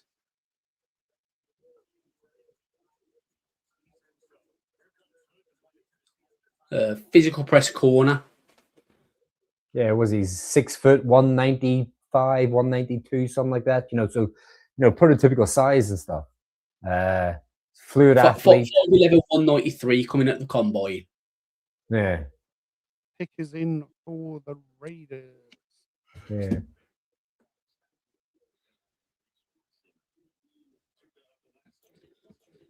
So Jordan Schultz, I'll comment on Colton Hood. Every single team I've talked to today said Colton Hood was a plug and play guy from day one. This is a big time pickup for the Giants. So Yeah. like to say, we know we've got this hole at the center of the defense, but corners are more valuable than defensive tackles. The value of the draft was there. This is a guy that was, like you say, he was day one, a day one guy for you, Kev. Yeah. He was a top 20 guy for Daniel Jeremiah in his initial rankings. He was the third highest guy left on the board at this point. Yeah, he's my third cornerback after DeLeon and McCoy. Yeah. The thing is, like, I think Sheehan sort of summed it up. It's just with McDonald there, you kind of thought, well, that's going to be the pick. So again, it's like that little hint of underwhelming just because you were thinking that, he's going to fall to us, McDonald. But it is a great pick, and he comes in and, he will start opposite Adebo. Traden Stukes goes to the Raiders. Oh, my guy. Ahead of EMW. That's crazy. He was kind of like that sort of like nickel sort of, he played everywhere, like split safety, nickel in the box. He's wicked. You can move him around all over the place. Like he's a very good player. So, apparently, Colton Hood was still in the green room. He didn't come out. Why didn't he come out then? Unless he didn't come back for night 2. Maybe. Yeah, that's probably what it is. Ian Rappaport's tweet saying the Giants picked the other player who was left in the green room last night. Do you know there is one player that was only coming to the green room for these 2 days as well? Pittsburgh boy Eli Heidenreich. He is going to be coming out for his draft walkout when he gets selected. Do you think he'd walk out on day 3 when he gets selected?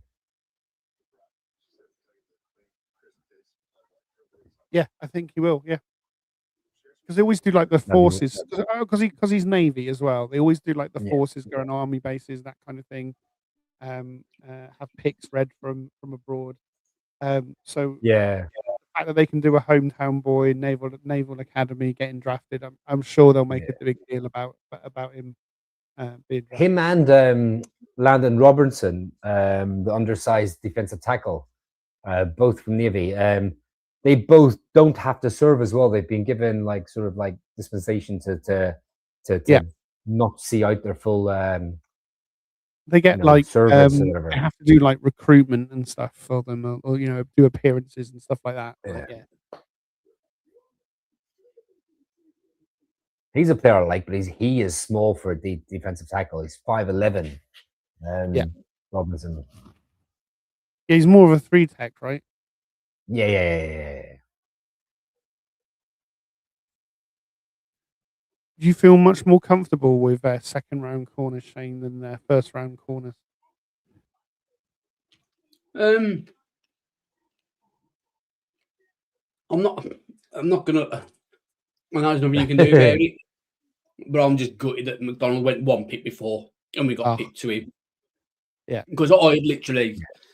This is like Sonny Styles and Caleb Downs all over again. I'd set my heart on McDonald. Yeah. So, quick question. How do you feel then? How would you feel if we went sort of say, for example, Miller and didn't go corner and have to get a free agent corner? Or do you feel better about getting Hood and then going to someone like DJ Reader in free agency and bringing them in?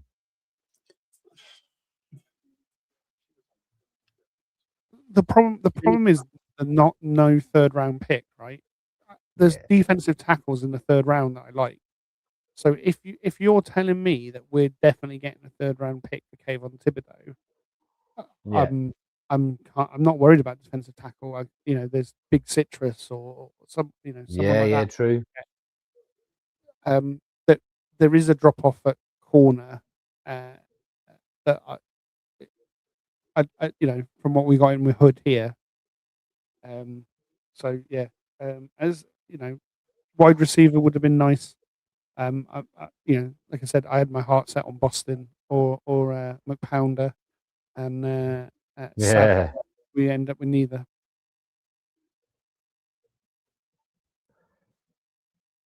I've seen the next two picks just because I was seeing everything Kayvon news.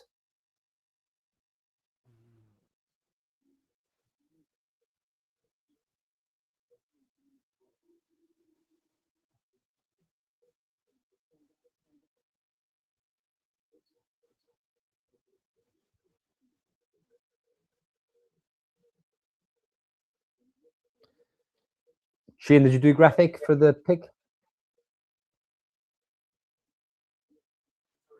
What's really annoying is I prepared just out of hope prepared two graphics for this pick, and it was Boston and McDonald, and it nearly worked out perfectly that I had it already. Very near. Too perfect, isn't it? Here we go. Brown selection.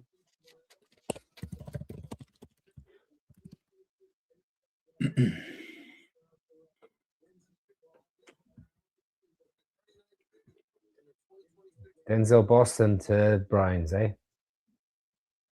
Didn't they take KC Conception, doubling up at wide receiver? I mean, they're different types of wide receiver. You've got a slot and an outside guy, right? But wow, that's a lot of investment in wide receiver. And I don't blame them. They might have been considering Boston when they took KC Conception, right? And the guy's still here when they pick again in the next round. But yeah, exactly. Couldn't they have done with Pregnon and their offensive line problems that they had? Wouldn't they have preferred a guard here? They got the tackle obviously in the first round, but doubling up at offensive line, surely that's better than doubling up at tackle. I mean, wide receiver. When your quarterback overthrows him by 15 yards, it makes no difference who's your wide receiver, right? Yeah. I mean, OBJ is definitely getting signed now. Some time early next week.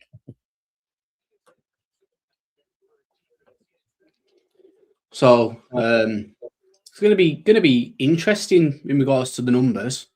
Anyone know what Arvell Reese wore in college? 8. Anyone know what Colton Hood wore in college? 8.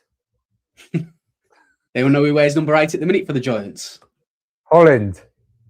Exactly. There'll be some money being spent for that number 8 potentially. Who was it? No, it'll be. Sorry, go. Shirts recently. What was it? The kicker that took? I was like, kicker took a single digit. I'm like, you sneaky, because you know you're going to get paid for that as soon as we draft someone. You ain't doing the graphic, are you, Mail? Pardon? Are you doing a graphic? I'll do one if you want. I literally, I'm just doing the picture and then it's going to be done. So all right, cool. Covered.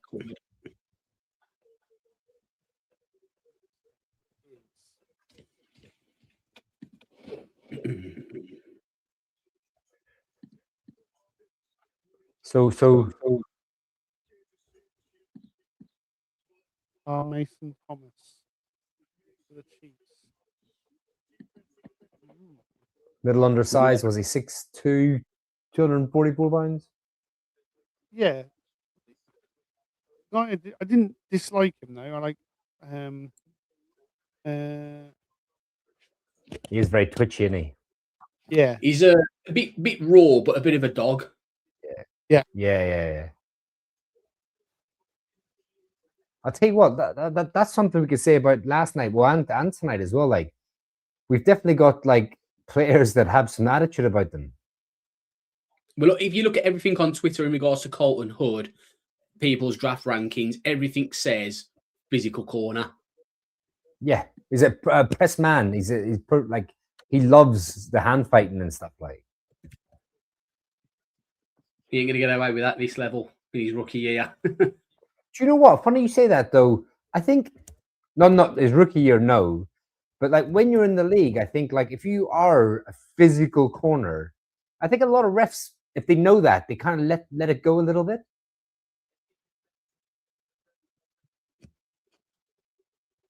When are we on Cave on watch? No? I think this could be involved. Obviously, the Saints next. I think second is way too high.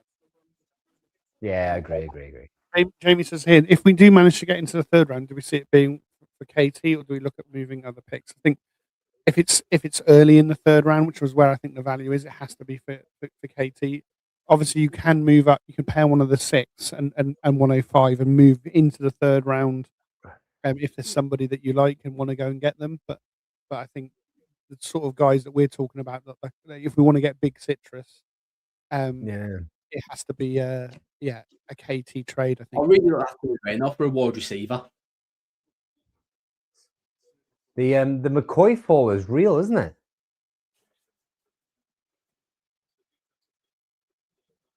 It must have been this most recent setback on his injury.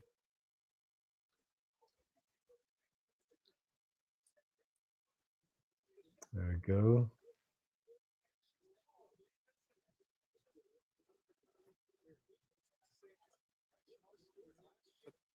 The defensive edge run is kicked back in. That's what I mean. We want to see the edges just go off the board now. There's the old Cassius Hoyle and his T-Rex arms. Just out of curiosity, where did we all have Colton Hood on our on our position rankings? Third cornerback for me, behind DeLeon and McCoy. I think I had him second. But I had him above. I think I had McCoy off the board because I didn't know about his injury. It was the day he ran. We all had him at cornerback 3. So it's a great pick, like. So if you did we all have McCoy 1 or 2? Is that right? No, me and you did. Mayo had Delane and Terrell 1, 2. Yeah. Okay. But like, so if you're interesting, we've took Hood, and we all had him in front of Chris Johnson, who went in the first round. Yeah. And I thought I was high on Chris Johnson. Yeah. And that's the thing, like Shane, me and you, and technically, if you're taking McCoy off your board for injury, which obviously everyone is doing that, you're getting the second best corner in the draft at pick 37.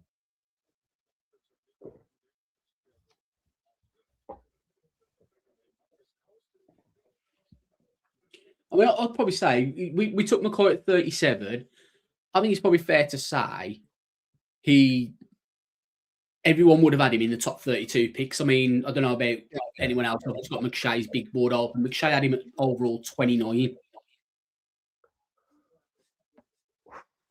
That's good for us. Christian Miller. It's not an edge. If they had gone Yakis or Young or Derek Moore or one of those edges, it'd be like, okay.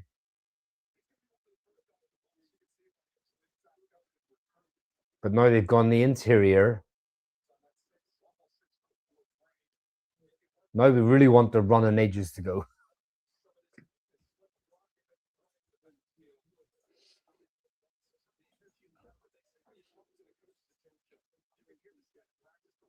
Yeah, I like them. I had him as my D tackle 1.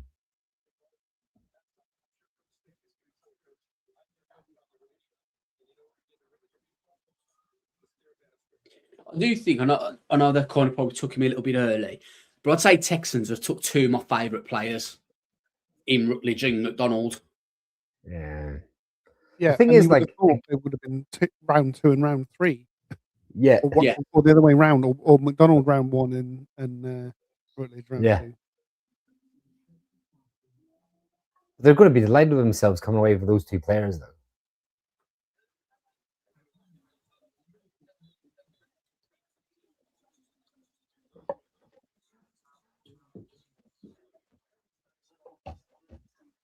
But this is, what happened there was why you can't come into a draft with a glaring need, because it just puts a target on your back that anyone else who has a Yeah. need at the same position knows they have to get in Yeah. front of you.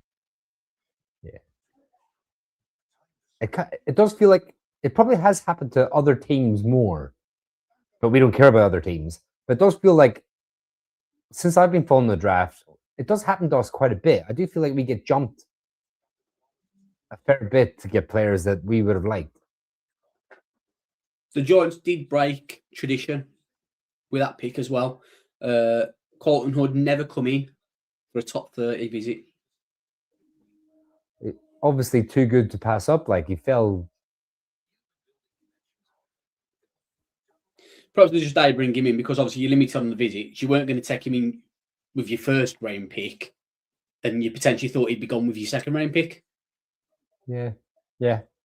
Because they might have thought the same as us, like you're back at the first round type player.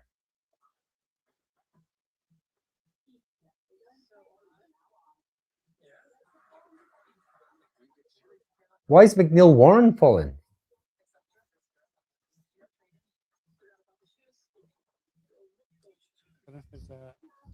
I just wonder if there's better value at other positions potentially. Safety always falls. I mean, Caleb Down should never have gone to 11.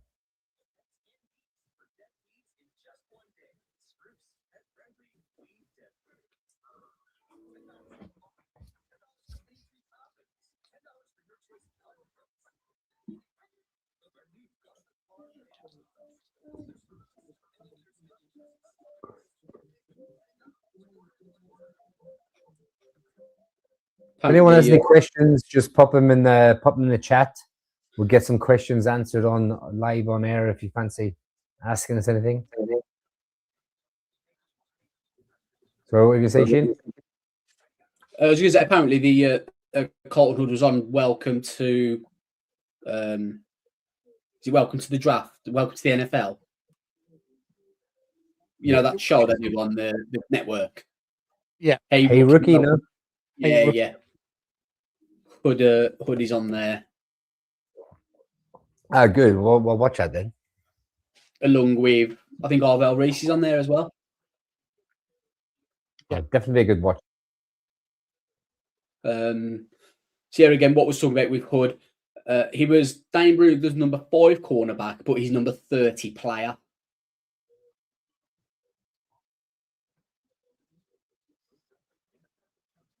Texans have moved back up.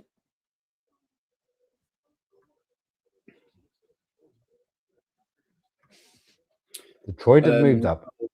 Dane Brugler's comments on Colton Hood, just a one-liner. Balanced, scrappy athlete who can attach himself to receivers, likely an earlier starter.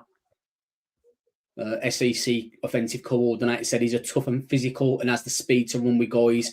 We thought he's pretty handsy and not as talented as McCoy, but he's a good player. He plays the run well and will tackle. That last sentence alone probably indicates why the Giants may have took him. They've said they want to get better in the run game. Exactly. I think one of the most undervalued traits of running back of cornerbacks is the ones that can defend the run and tackle. Yeah.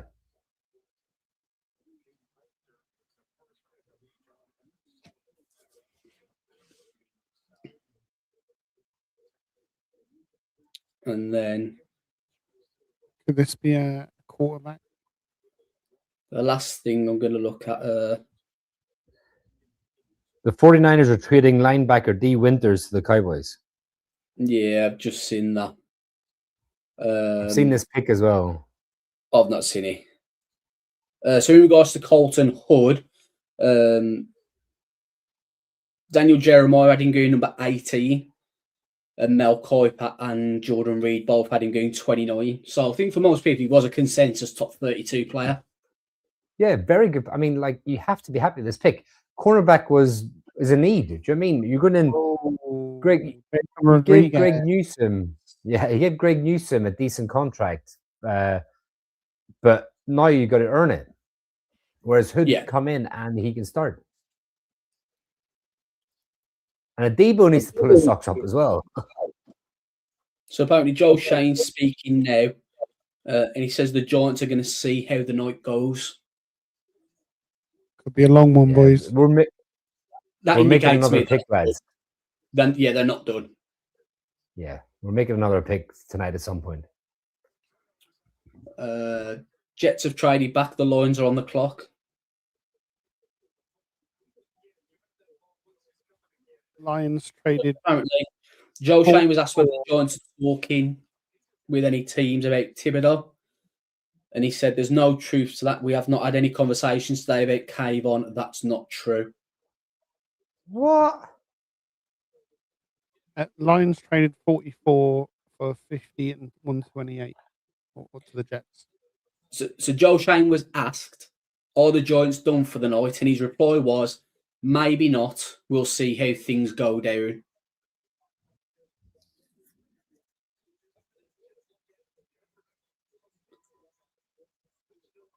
John Arbor said that he sees Colton Hood competing to start.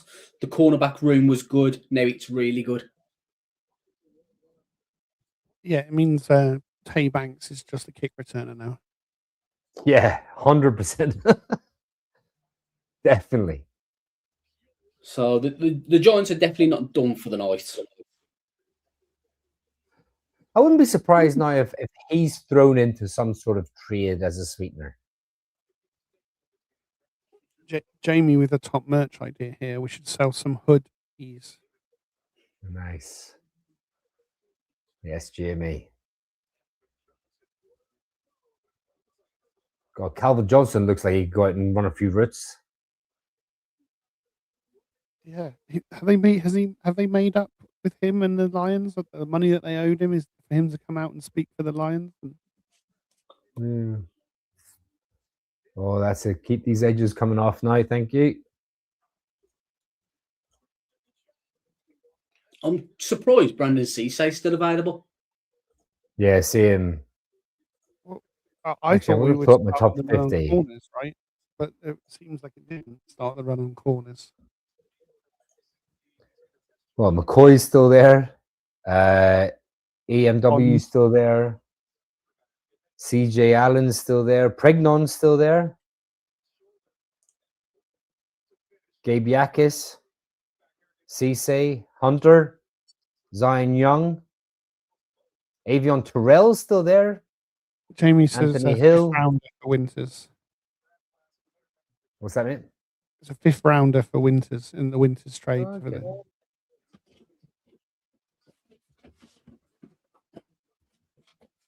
No one's pulled the trigger on Pons yet.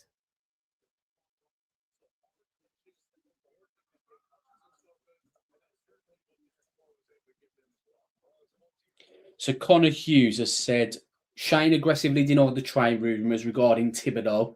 From Connor's understanding, talking to a team who had conversations with the Giants about him took place maybe a month plus ago. They were not recent. Oh.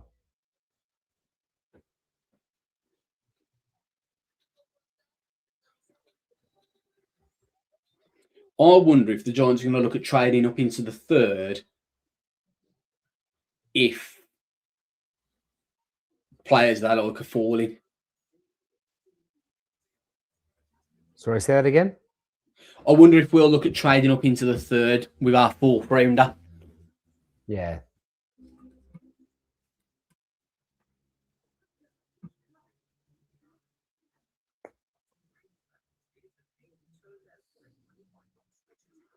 I mean, look, fourth rounder's worth 84 points.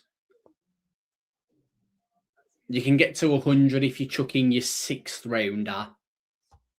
That'll get you the back end of the third round.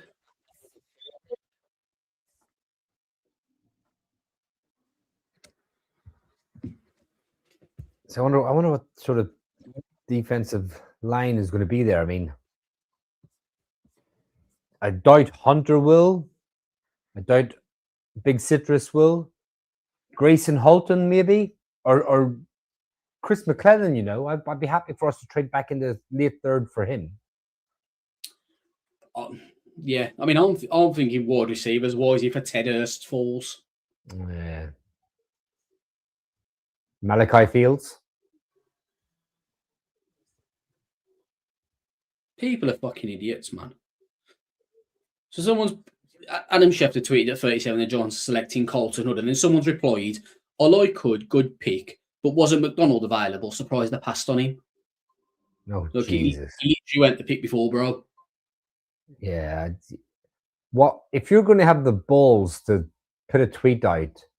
At least know what you're talking about, like. Fact check it before. Yeah, exactly. Yeah.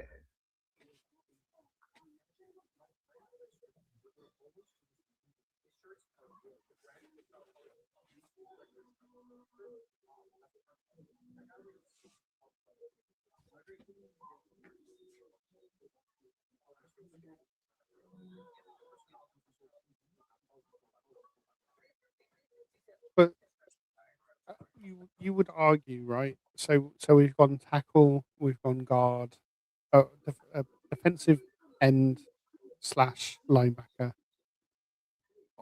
offensive tackle / guard, and now cornerback. Now,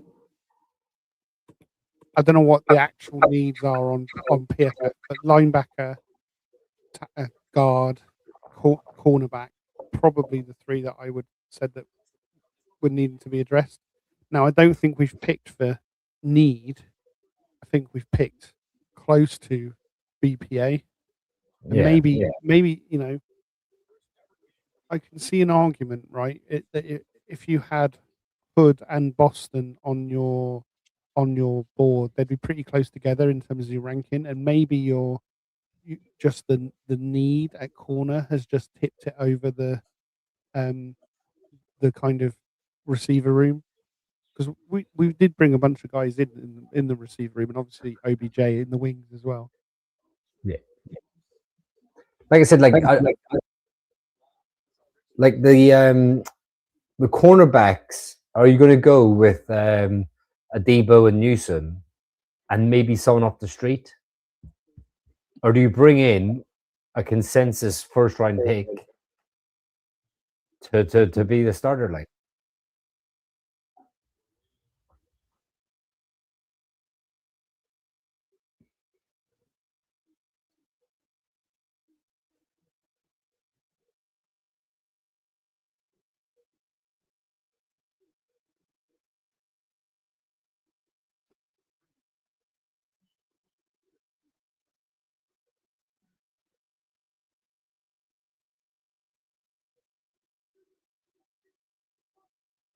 Ravens pick is in.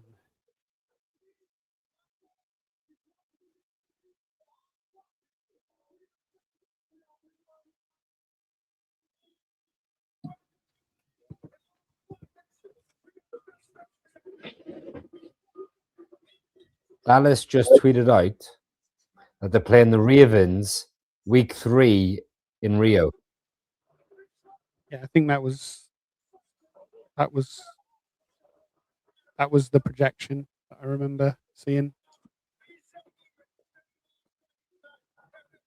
Okay. That would still align with us being in Munich in week 9.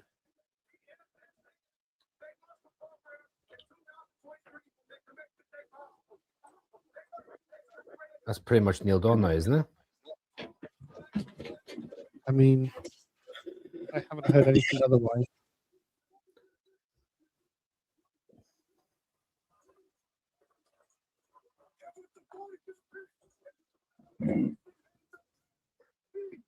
Oh, can we see this nice run of edges go now?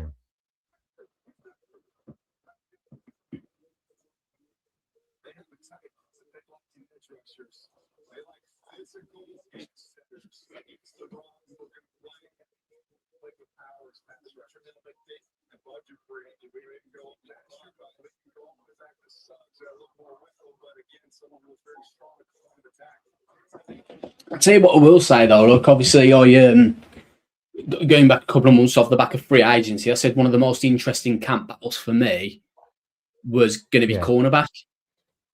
And I think it's just got a lot more interesting and exciting to an extent to see how it plays out and develops with the addition of Colton Hood. So are you saying even Adebo might not be guaranteed to be a starting corner? I don't rate Adebo personally. Well, to be fair, it's not a hardball player. No. Do you know what I mean? Under Harbaugh's watch, the two players that have come in are Newsome and Hood. And I'd Now, I'm not argue saying, Adebo's not a great fit for the scheme either. no, I'm not saying they've got the jump, but what I am saying is clean slate for everyone. So it kind of is best player available. Just go out there and I mean, Adebo's only signed. We can get out of his contract after this season. I mean, I hope he plays well enough to be starter, obviously. What's this camp battle thing, Shane? We haven't really had camp battles in last season. It was right guard and whether Evan Neal could show up acting, and maybe even at kicker, Kev, with Jude. Could he challenge Gano? That was basically our camp battles last year.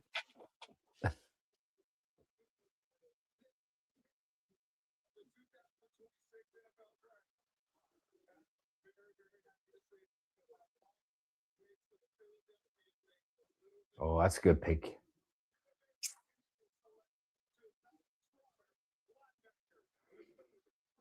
There goes more guy.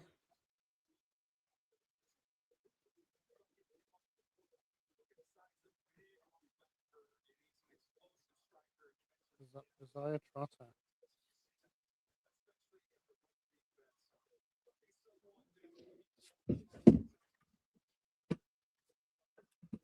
His brother plays in the league, doesn't he? Yeah, Jeremiah Trotter Jr., linebacker as well. Very different type of linebacker, though. And his dad played in the league for the Eagles. His brother plays for the Eagles now, isn't it? Yeah.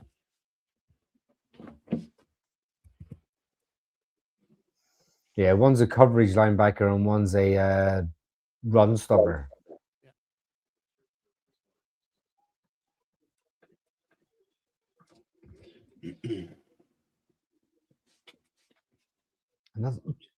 Has it surprised you that we haven't been involved in any trades yet?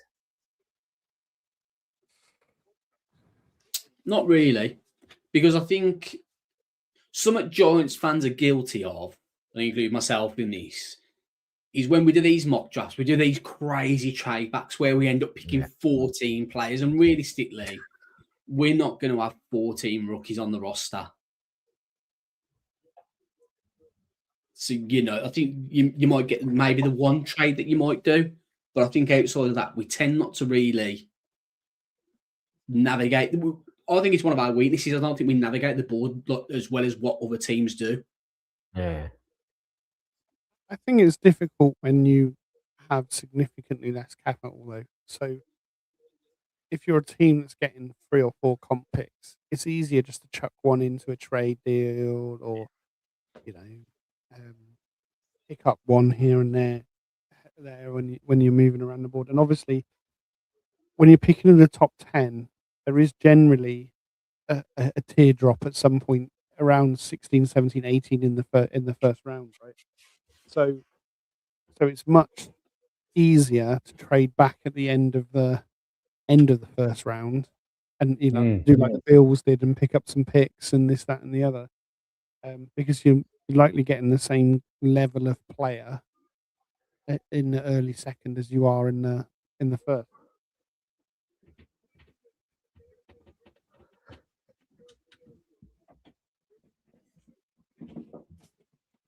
Oh, there's a nice pick here.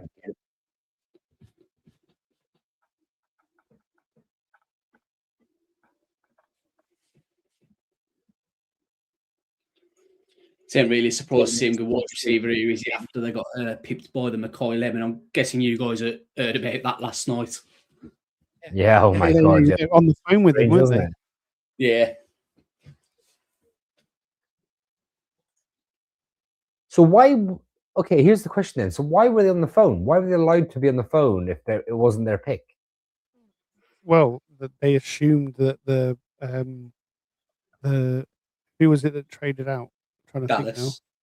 Dallas. They assumed Dallas weren't taking a wide receiver, so they got on the phone early. And obviously, being that it is in Wow. Pittsburgh as well, like as Pittsburgh, you're about to walk out, you're going to do the thing in front of the crowd. You might want a few extra seconds to chat to the guy before before he walks out. Oh, Jesus. I'd argue Bernard's going to have a better career than Lemon. I think this will work out quite well for the Steelers.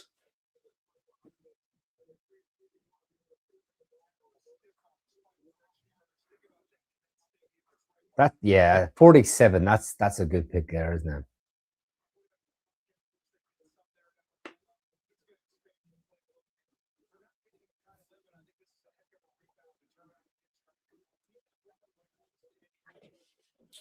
This was the Steelers coming up as well. They tried it with the Colts and didn't realise that.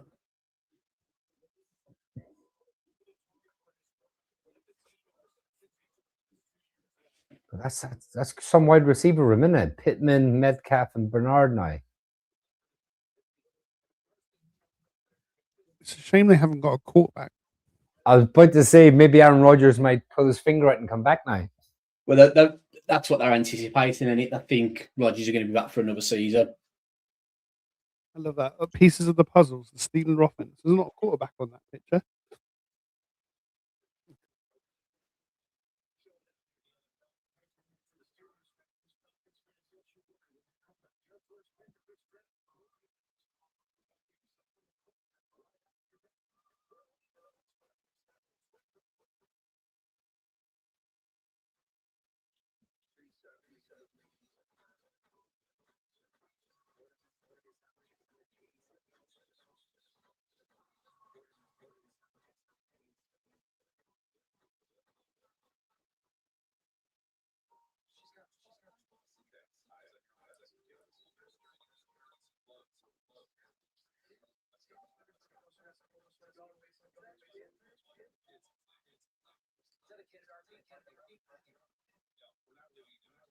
Film is you let them know about it, and then the hook comes up as well. This is actually the first time I did it. It's kind of like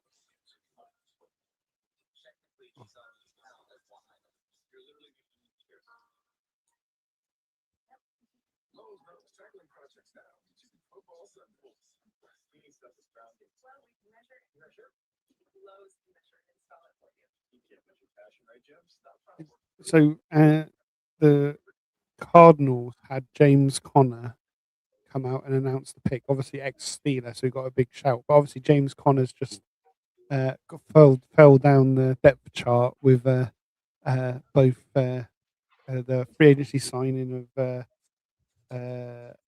who was the guy from the Falcons that they signed at running back in Arizona. Oh God, Algier. Yeah, they signed Algier, and then and now drafted Love. Connor's like third string running back now. Oh my God, yeah. They've sent him out to announce the draft pick today. So a bit of a spoiler.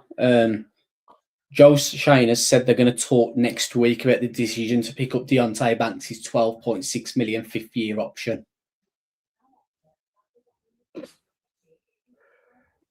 As in, like, okay, matter of business. Are we doing it? No. Okay, fantastic. Move on.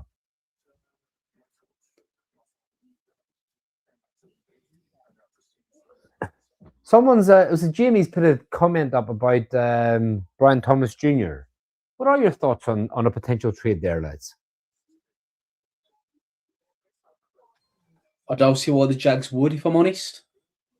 Okay. Obviously, they've turned around. I mean, the only reason Travis Hunter's going to play corner. I mean, if they trade him, if they were to trade him, who's their wide receiver room? Oh, it's very thin, I think. I just think, like, I don't know if it's one of those situations where the relationship's broken down or not. Kind of with Dex, like, I mean, we got very good return for Dex, but the relationship had broken down between player and team. I mean, if And they does did someone think- change TJ, they'd have Jacoby Myers, Parker Washington, Tim Jones. If you're a Jags fan, you lose your shit over that, especially when you're not going to be getting anything decent now. No, exactly. Yeah, fair.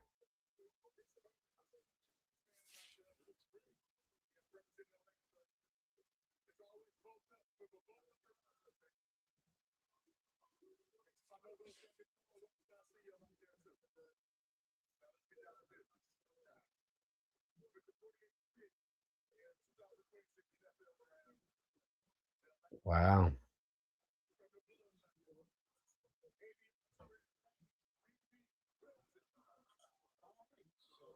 The Falcons select Avion Terrell.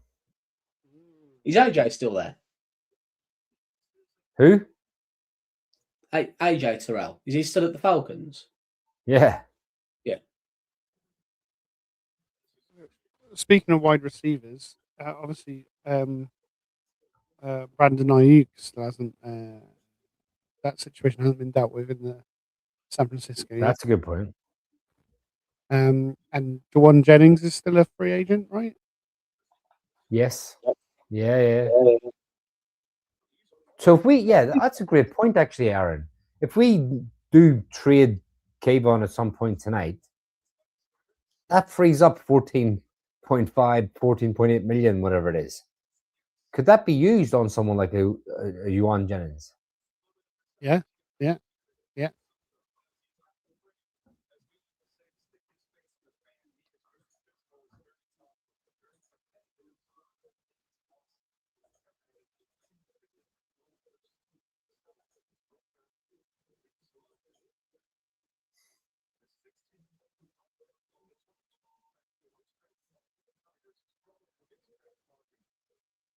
Again, the Falcons, how they managed to get Xavier Watts in the third round a couple of years ago, man. Despite the cock up at quarterback.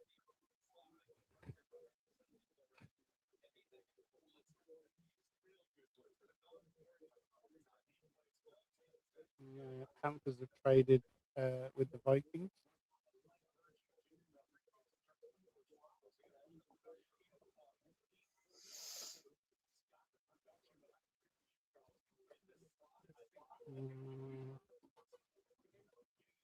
A secondary is scary now. Who were the Panthers? McCoy? McNeil Warren? Really could be anyone at this point. Bregman? And the Panthers were quite often mocked to Tiedemann. Yeah. So ENW could be here. Yeah. Obviously, they're jumping the Jets as well. They've traded up here. It is quite cool, though, the Terrell brothers being from Atlanta and now both playing for Atlanta.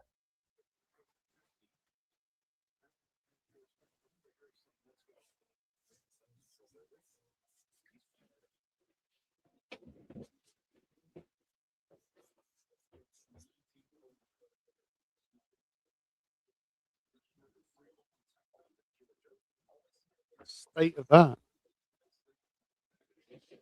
Sway Muller. It's a mustache and mullet combo, eh?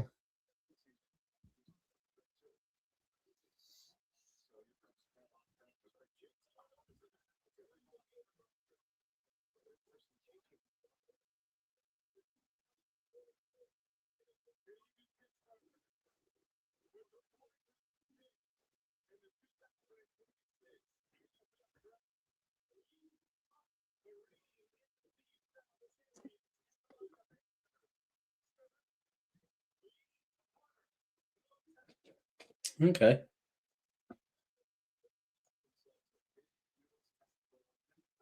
The thing is, like, you're like gutted, but he was never going to last. Yeah.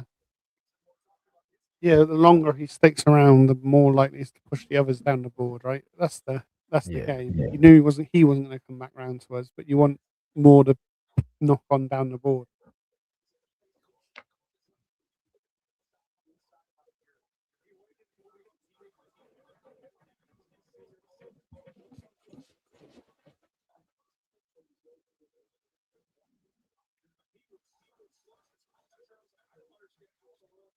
And some of the biggest thing for him is, it was the tail off in the fourth quarter and stuff. Yeah.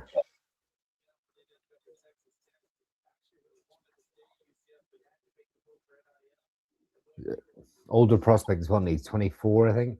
Yeah.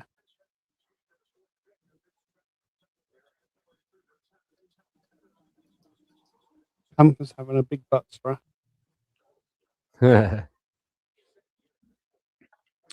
Right, they're going to a break, and I'm going to call it a night, gents. I'm up at 7:30, so after being up till 5 a.m. last night, I need some shut eye. Yeah, no worries, Shane. Right, see you later. Cheers, have a Take good care, one. fella. Catch you tomorrow.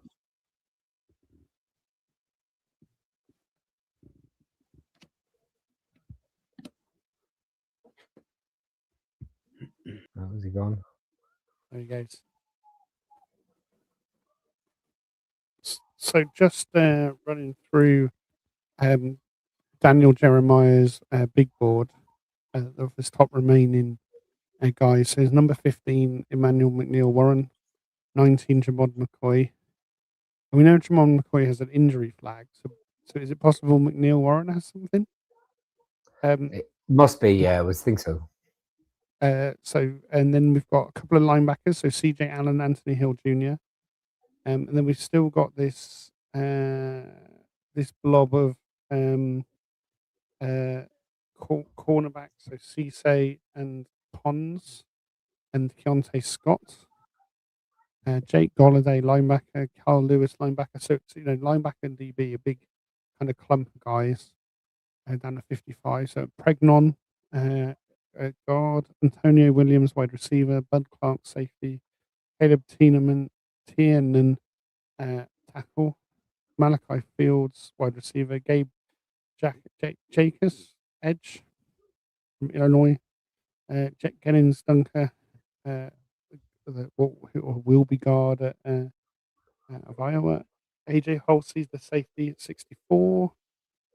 Derek Moore, edge. Eli Stowers, tight end.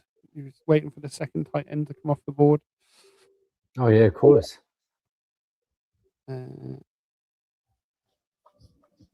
Rayon Crawford, edge. Chris Bell, wide receiver. So plenty of talented guys still on the list. Scrolling across the bottom of the screen now. It is interesting to see. Like, I am surprised Pregnon's still there as well. Like, and CJ Allen. I mean, obviously, Emmanuel McNeil Warren is, yeah, like you said, there must be some sort of something's flagged up in a medical or something. Has to be for me, yeah. Because I heard that McCoy needs another surgery and it could be put him out for a full season. Yep. So you can see why teams are wary. Like, it's such a win-now league, isn't it? Yeah, 100%. What do you think? I know it's so hard to pick a specific player, but where do you think the strength in the draft now is? What position do you think we'll look to target end of the third, beginning of the fourth? I mean, the bit that is strong at this stage is still edge. Obviously, it's not not something that we'd be looking to take, I don't think, right? There's obviously edge is a real strong suit for the draft. Day 3, there's a lot of good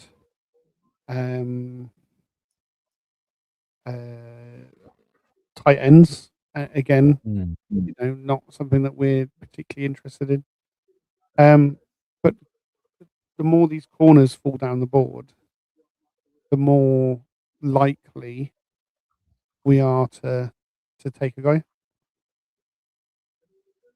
You know, or there's more likely to be guys of value when we get there.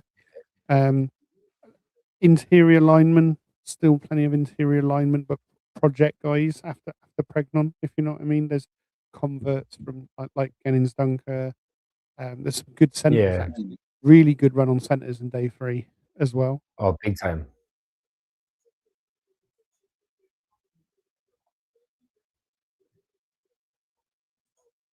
Pons goes to the Jets. Obviously more of a slot guy. You would think it's Hyde, but the way he plays the outside really well, and he gets his head Yeah. round and, you know, makes a challenge on the ball. But he's 5'8.5", basically. Yeah. The thing is, it's so difficult that size. Like, it's like he will be an outlier if he manages to stick on the outside. It's so hard to gamble on outliers. Yeah. But, you know, just because he's short, he's not afraid to get in there, make big tackle, Yeah. run defense, and all that kind of stuff. He's a proper dog. But Big time. yeah, it's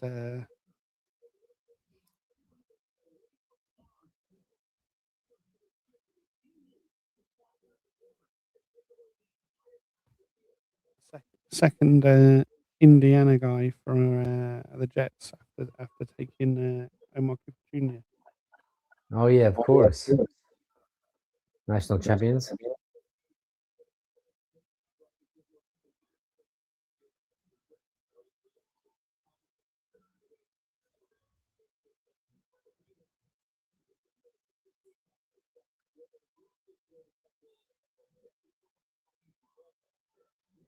So they're going 2 offensive, 2 defensive players, have they? Yeah. They ended up with 3 first-round picks, didn't they? Yeah.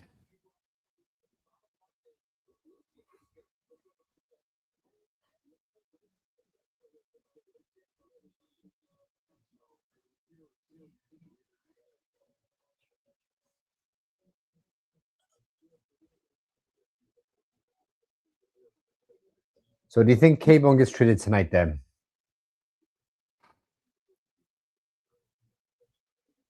So I think it's unlikely, Okay. but it makes the most sense for it to happen. You know what I mean? Like Yeah. the right thing to do is to move on from him. Will someone actually give us the value? I don't know. Yeah.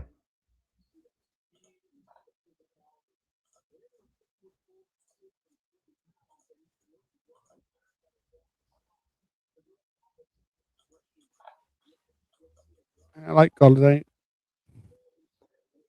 Yeah, no, I like him as well. Like, he's a big long player. He used to be an edge player, didn't he? And then moved from on ball to off ball. Yeah. Yeah. His comparison, Bobby O. I'm a little surprised he hasn't signed anywhere, you know. Yeah, maybe it's a comp pick thing, and he'll sign somewhere after June 1. Yeah, after the draft and after draft. I mean, there's a cut. He shouldn't be factored in, right? But Or he doesn't actually. Cuts don't get factored in. It's when they come to the end of their contract. yeah.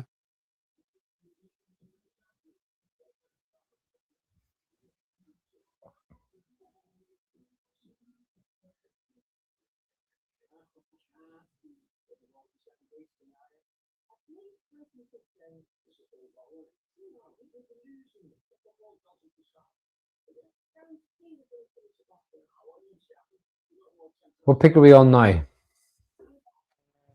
52. So that's 20th pick of the round. Okay. Yes, another 12. What, 13 in the round, 7 announced. Yeah.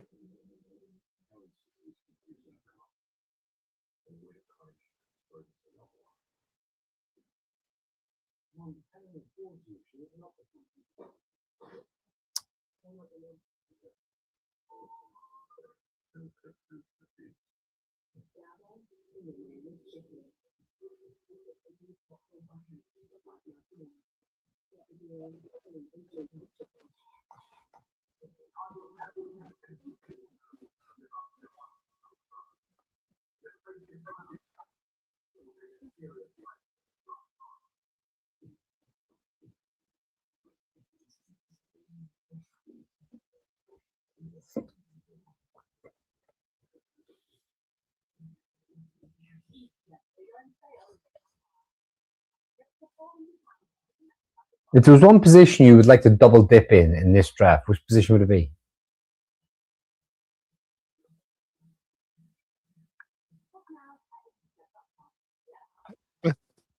I mean, probably technically guard, and that's because we had a starting spot that we needed a guy. We know Runyon is out of contract at the end of the season. Yeah. And then our swing tackle, our swing guards, or our backup. So there's not a developmental player there. All of the guys we're hoping to get a year out of them, or hoping that a year as a backup. And if they have to start, like Schlottman, right? Came in, he started Yeah. a few games, played well enough to go and get a contract somewhere else as a starter. I think that's the. So I think if we have another guy that's more of a day 3 developmental guy, because all of our developmental guys left effectively last year. Yeah. Then we bought a few back and everything else, but yeah, let's it's that pipeline thing, right? And there's a lot of players that they've had their sort of chance to develop, and they're quite literally they've reached their ceiling, I suppose. Like for us, anyway. Yeah, I think so. Obviously, we've got a new coaching staff, and the hope is that they'll make the difference. But they'll know by the end of the year whether there's hope for any of them or not, right? Tackle, we're in a good place, right? So we've got obviously Bo was our developmental guy. We're hoping to develop into a starter at the moment. Obviously, he could turn up to be an interior starter down the line, but now we've also got Maui Noah as a potential tackle in development as well. But at the moment, he's part of the best 5, so he's got to be on the field as the right guard at the moment. So I don't need to take another tackle. I don't mind double dipping on and taking 2 swings at the bat, trying to solve the defensive tackle either. So take one now in the 4th and another one in the 6th. Yeah, good shout. Not a problem with that either. Don't think we need another edge. How do you feel about our current O-line? Considering they actually played quite well last season, how do you feel about now going into this season? So the only position that I now have a doubt over really is actually Runyon, who I thought was better than GVR. PFF didn't grade him that way, but he isn't a lot better than GVR was. So we're ahead of where we were last season. And having a Luminor lockdown under contract, maybe he regresses a little bit, not being in a contract year. But if we get what we get out of him, even if he drops back 5%, he's still going to be a top 15 right tackle. So yeah, obviously, bigger concern is AT playing all 16, 17 games. Cisse to the Packers, and that's another corner run continues. Yeah, so I am glad we got ahead of that corner run. To be fair, yeah, he's probably stuck around a little bit longer than I expected. So back to O-line, I've got another question. So say, for example, I don't want to speak into existence, but every year, Thomas misses games. Yep. So if Thomas was to miss games this year, what's the situation? Is it a case of just plug Bo in there and he plays left tackle? Or do you shuffle things around and move Maui Noah somewhere or move Illuminor somewhere? Or like, what's your thoughts on that? Yeah, so the traditional thinking is you don't move, you don't mess up the chemistry on the line to fix. So if your left tackle comes down, you don't flick your right tackle over to your left tackle and then put a new guy in at right tackle, because then you've got a new relationship between left tackle and left guard, and a new relationship between right tackle and right guard. What you do is you bring your swing tackle in and make him play left tackle. Pat McAfee here to make the pick for the Colts. Obviously, a Pittsburgh native as well. It was funny, his Bobby Okereke announcement. Okereke. Yeah.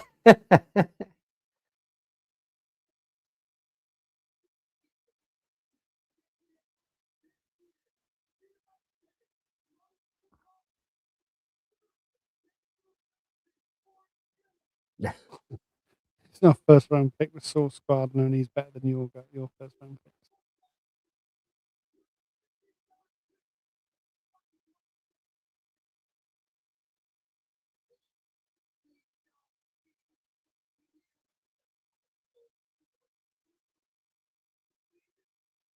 Oh, nice.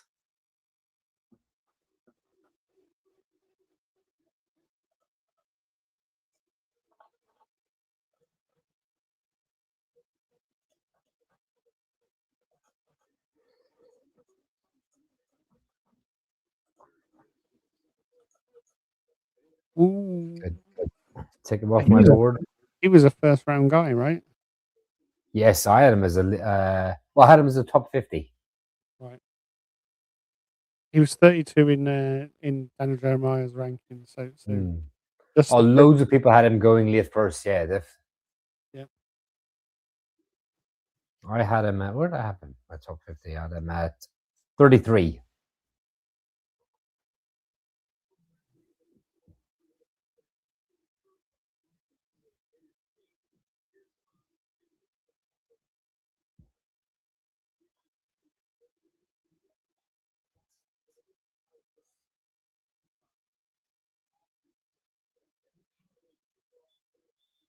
George always produced good players, didn't he?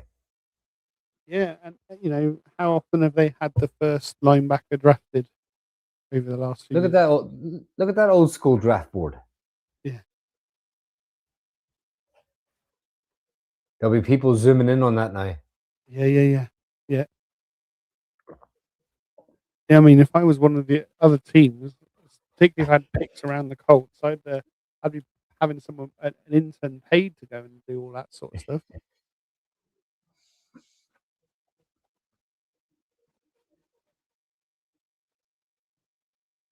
Eagles fans are the worst, aren't they?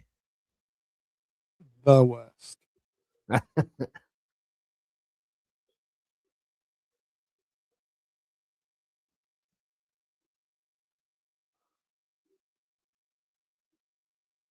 Still, do the Colts have a quarterback?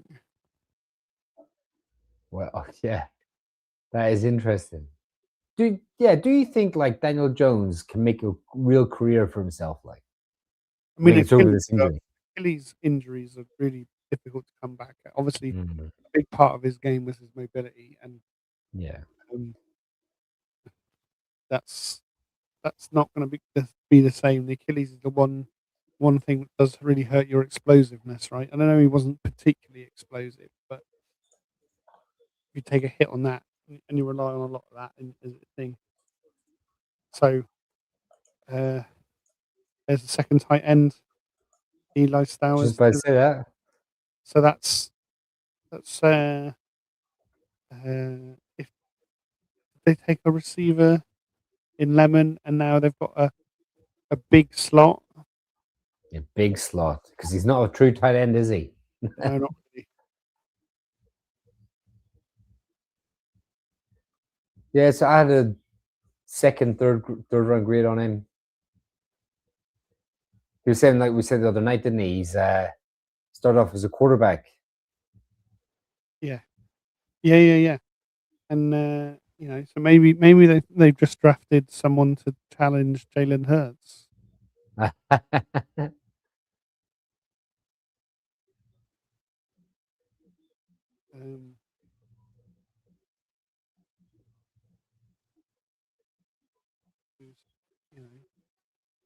If you believe, Patriots traded up. I have a sneaky feeling we'll trade into a third.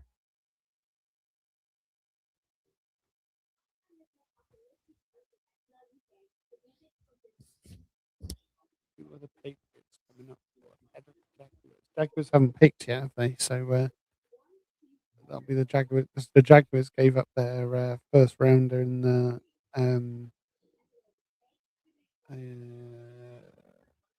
Travis Hunter trade.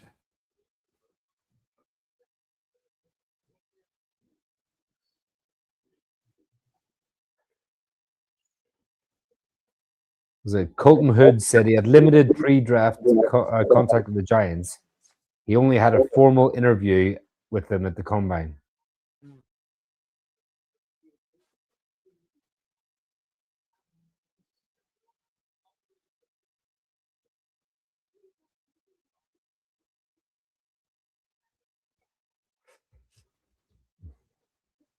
All right. I've accidentally just seen the next pick.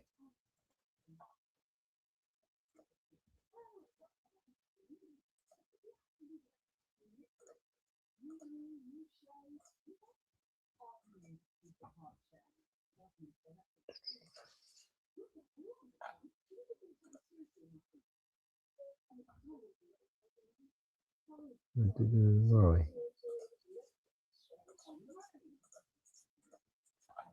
So I have 4 players left in my top 50. McCoy, Anthony Hill Jr. Yes. Yes. Pregnon, Yes. or can I nail it? Or You should. You should. I'll be disappointed if you don't now.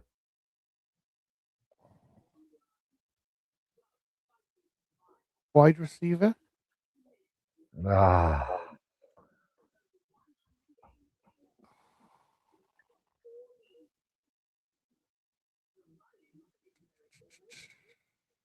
If I say it, you'll kick yourself.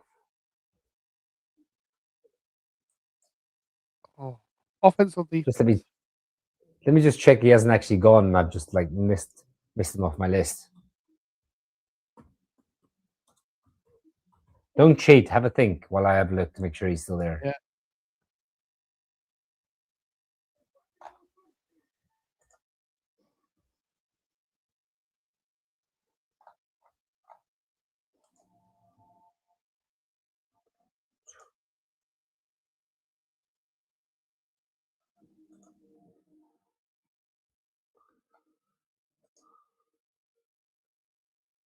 No, he's still there.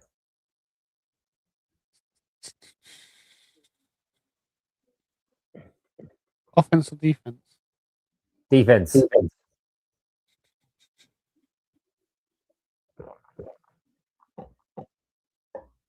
Kyle Lewis? No. Shall I tell you? Yeah, go on. Emmanuel McNeil Warren. Oh, yeah, of course. I was Yeah. like, yeah, looking further down the board for people. I assumed, yeah. So there must, if McCoy's fallen this, and McCoy maybe is a top 10 pick. McNeil Warren's maybe a top 20 pick, right? But Yeah. both we know McCoy's got a red flag on his injury. McNeil Warren must have something, whether it's personal conduct, whether it's injury. Yeah. Got to be something on his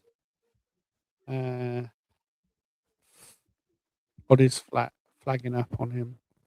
Yeah, there has to be some sort of red flag that well, most teams now are just like, you know what, he's off our board, and we'll just crack on with the rest of the board, like, because that happens a lot, you know. Like there might be 250 odd players drafted, but draft boards are probably only about 100 odd players big, like.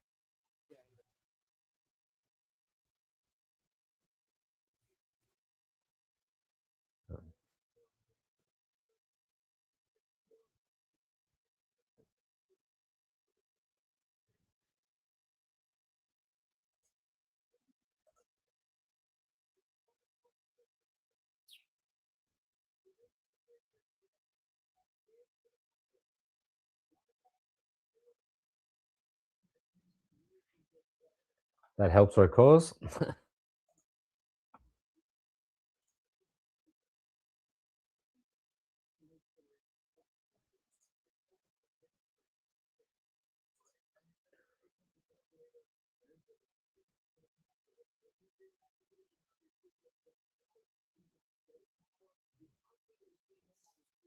Probably more of a run setting the edge kind of run defender guy than a pure pass rushing edge, if you know what I mean. Yeah, definitely. I mean, like, I read so it's a proper 4-3 defensive end, old school 4-3 defensive end. Yeah. I read somewhere as well. He's got wrestling background. Yeah, which you'd love to see, obviously. I mean, he did end up with 12 sacks last year. Was it 41 pressures, 12 sacks, 7 hits? Yeah, but he's not. He's not like he gets it from having the opportunity and being on the edge type thing. Gets the opportunity, but he's you know a good run defender. Eagles acquiring Jonathan Greenard from the Vikings.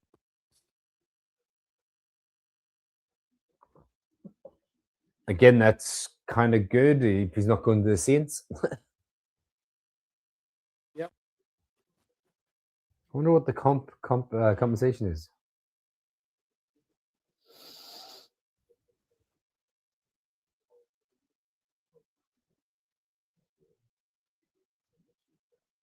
Two third-round picks. One this year, one next year. It's one of the first next year picks. Yeah, Andy signs a four-year, $100 million contract. Wow. 25 per. Ah.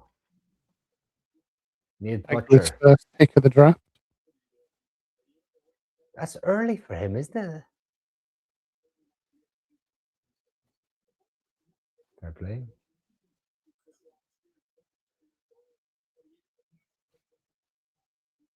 I had him as my number 16th tight end. Yeah, I'm not even sure he's on our tracker.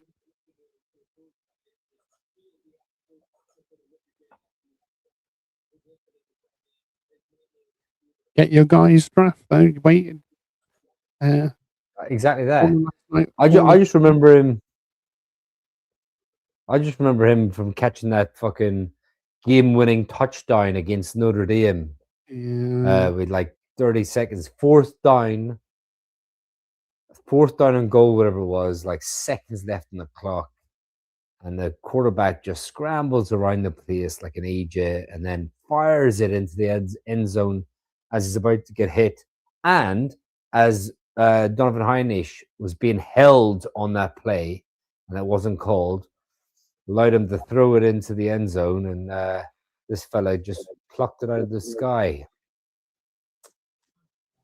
Bears with 2 of the next 4 picks.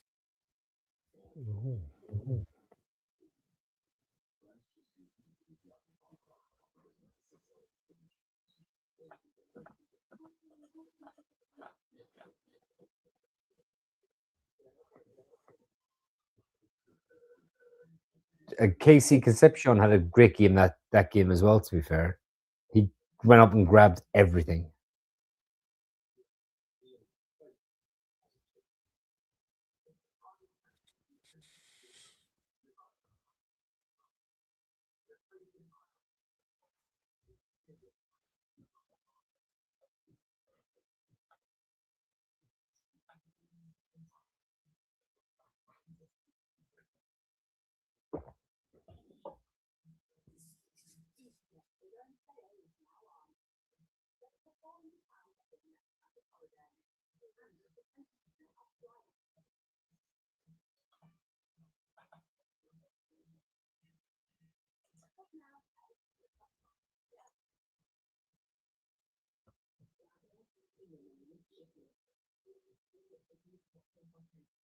So, what interior defensive lines do you think that might fall to us at 105?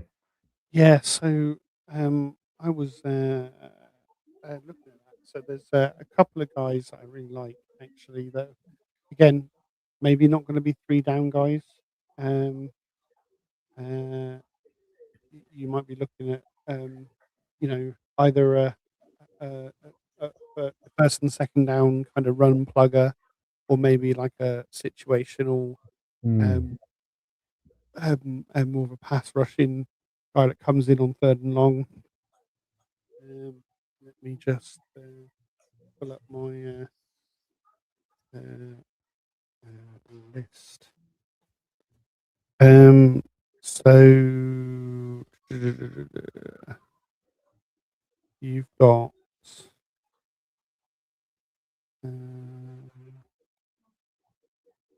yeah.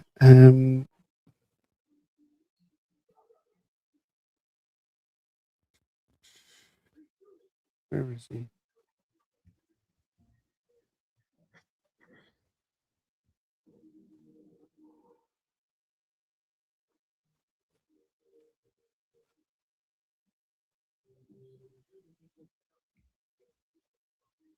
So, Caleb Proctor out of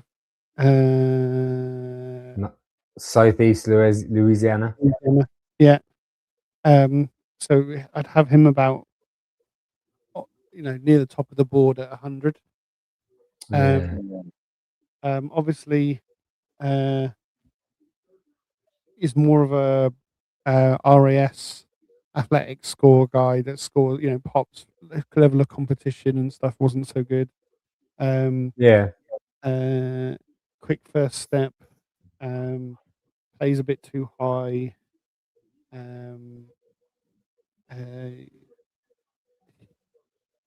Doesn't usually, gets moved with double teams. He's not kind of holding off double teams.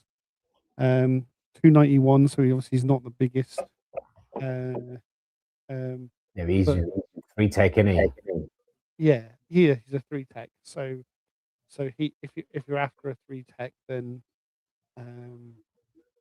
then fine. Like he's one of the guys.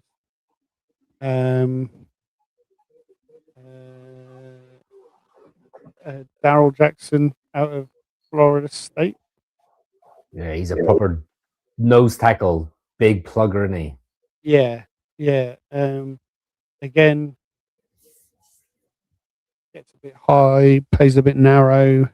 He's more of a he's 315 pound, but at 6'5", he doesn't look like a nose tackle, even though Yeah. where he plays. Yeah, obviously, coming off a down year for the program, so the effort wasn't always there as well on a Yeah. losing team and all that kind of stuff. So yeah.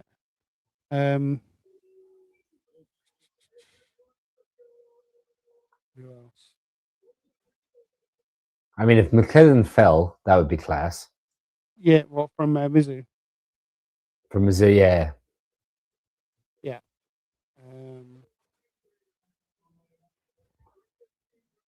I mean, Big Citrus will definitely be gone before then. Yeah, I think Big Citrus will be gone. Maybe like Albert Regis from A&M, but again more of a 3 tech guy. But Yeah. I think we're probably looking for a nose. Yeah. I think Darius Alexander is more of a 3 tech. First center off the board. There you go. There's a surprise Iowa lineman going on day 2. Such a safe bet, isn't it? Won't be the last over.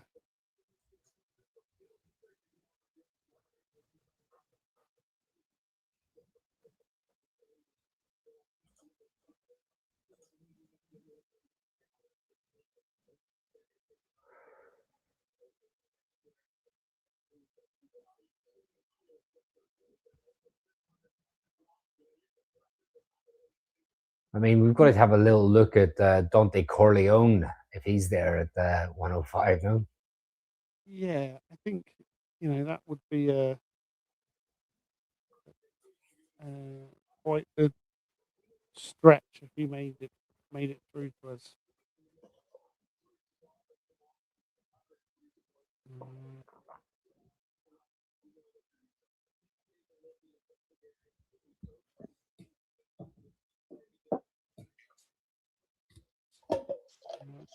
And then got from Michigan, Rashawn Benny, but again maybe a round 5 guy. yeah, might just be a little bit later.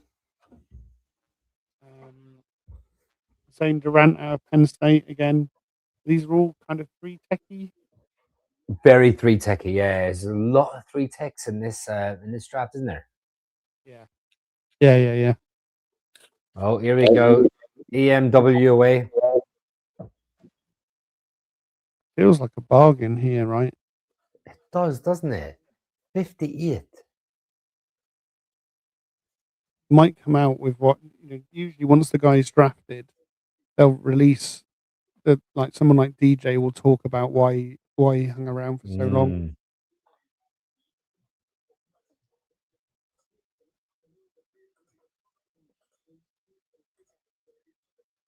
Yeah, it's definitely a great pick for them here. They were lucky to lose their linebacker out of Notre Dame, Jeremiah Kawusu-Amara. Yeah.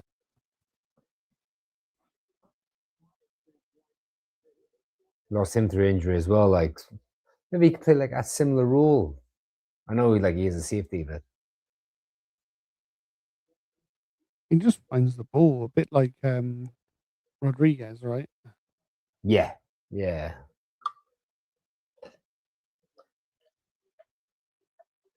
I mean, like there is that knock of like the level of competition, isn't there?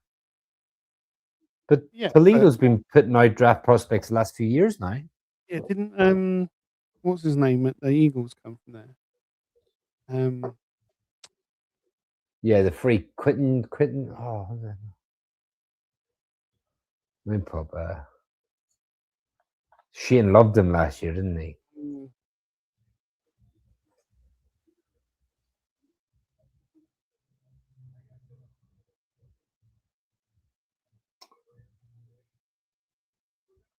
Yeah, Quinion Mitchell.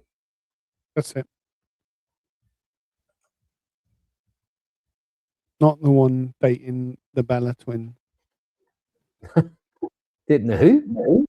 One of the Bellas, and it was all the talk around the Super Bowl. Radio Row was going out with the other defensive back from the Eagles. Is she a celebrity of some sort? Yeah, she's one of the diva wrestlers that was. Ah. She used to go out with John Cena. There was a TV show about them, and then so she's probably 15 years older than him. Oh wow, okay. Because he's what, in his early 20s, isn't he? Yeah. Marlon Klein's gone. Running tight ends, no? He's the German. Yeah. So they'll be making a big deal of it in NFL I had him Germany. as tight end 9. Would you have him? Yeah, down that sort of route. Yeah. Certainly. I mean, he gets close, right? And again, same. Obviously, I like Sam Roush. Yeah. He's your wide receiver. You're looking for more of a receiving guy.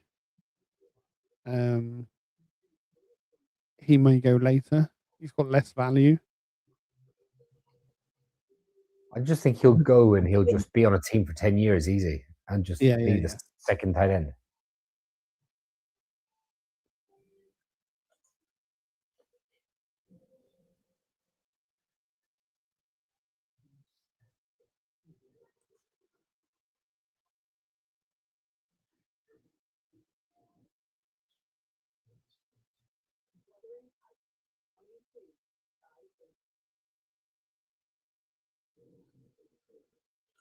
It is cool though to see like a proper European player get drafted though, because he is from Germany. It's not like Yeah, yeah, exactly.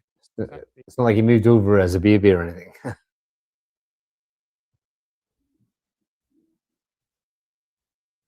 There's a tight end in this class that went to the NFL Academy, isn't there? Is that? Don't know, yeah, I don't know how to pronounce his name. I think it's Seydou Traore. I think that's his name. With the Mississippi State, 6'4", 244. Yeah. I mean, probably an undrafted free agent, but it'd be cool if he caught onto a roster though. There's so many tight ends in this class that, and again, that's not going to help them not go UDFAs. Yeah.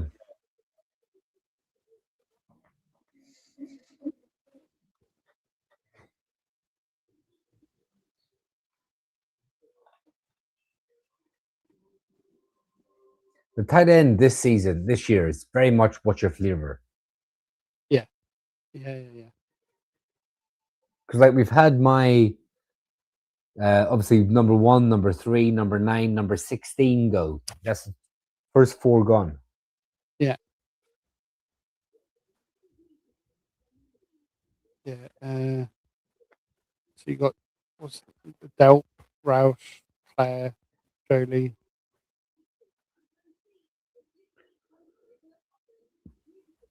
I still have a bit of Max Clare as an all-round tight end. Like, Yeah.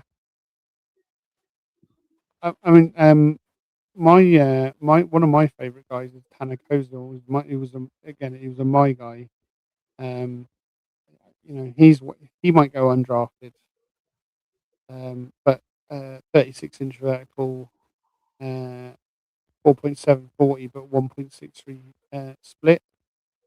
Yeah. Big hands, nearly 10-inch hands.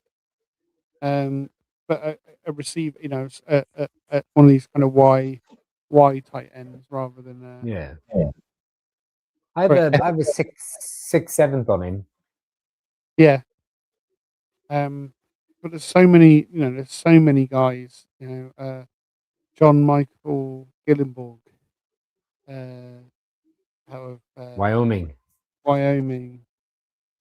Lake McCree out of SC, Jack Endries out of Texas. Yeah. They're all guys that have got to come off the board, or they won't come off the board because there's so many of them. You don't need to take one because there's a guy that's similar. Yeah, it's that thing of like when the run happens, there's so many similar players that like as long as you're within reach, when the run happens, you're happy to take one of them guys. Yeah.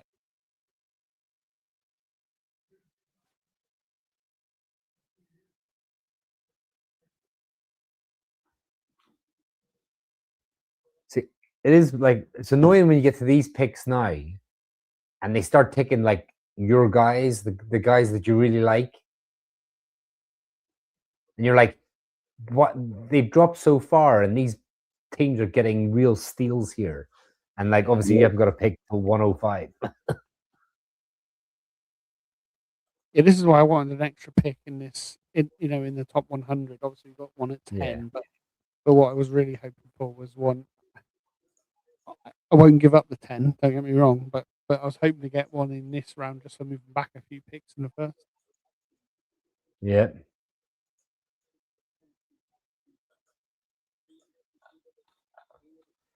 There's only 2 players left in my top 50 now. With him going.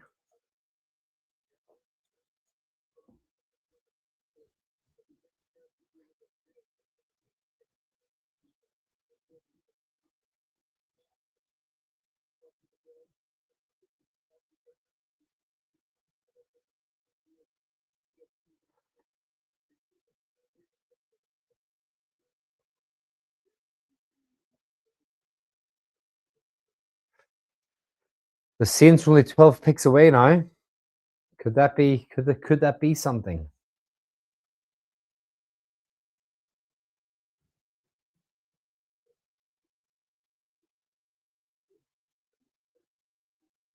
Anything anywhere about any more buzz anywhere? No, nothing. It's all gone really quiet now. Silence.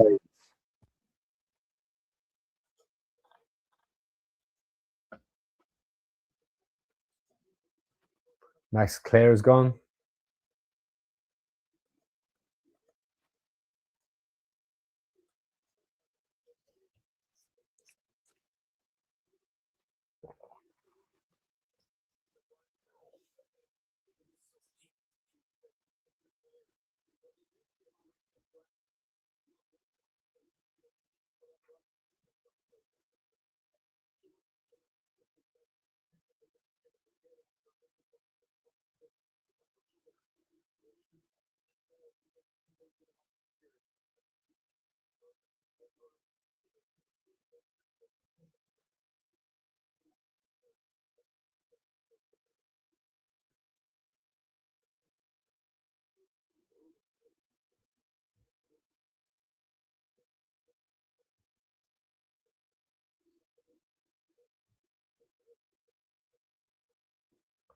The Bills have traded up with someone. Who did they trade up with?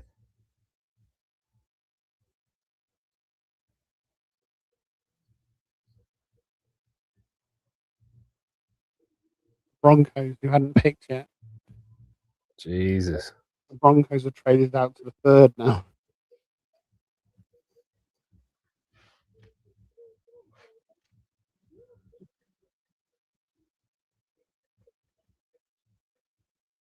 How are you feeling about the roster construction at the moment?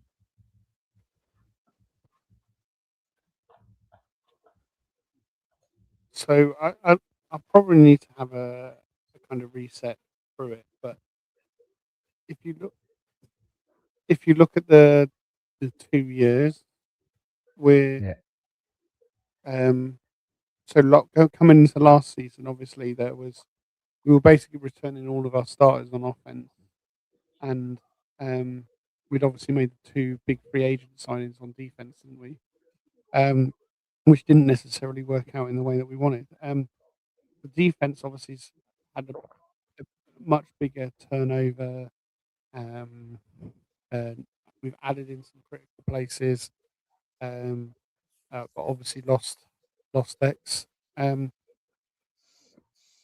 I feel like we've got more depth. Yeah. So last year our starters were equal or better than where we are now. But I sort of feel like, aside from defensive tackle, we're better at linebacker. We're better at edge. We're better at corner. We're better. Obviously, safety is the same. We would actually step back. We've lost our third safety, haven't we? So, but I just feel like there's more. We brought back what's his name, didn't we? Pinnock. Pinnock, right? So maybe that's a waft between him and Belton, right? So I feel like we've got more depth there. Wide receiver, we've got way more depth. Maybe we don't have the same peak, and maybe Wandale is better than anyone that we've brought in, maybe. Yeah. But we've got 3 or 4 more guys ahead of our fourth wide receiver, which was Hyatt, right? So Hyatt's now 7th, 8th, 9th on the depth chart. Yeah. Offensive line's got better now that we've drafted Mario.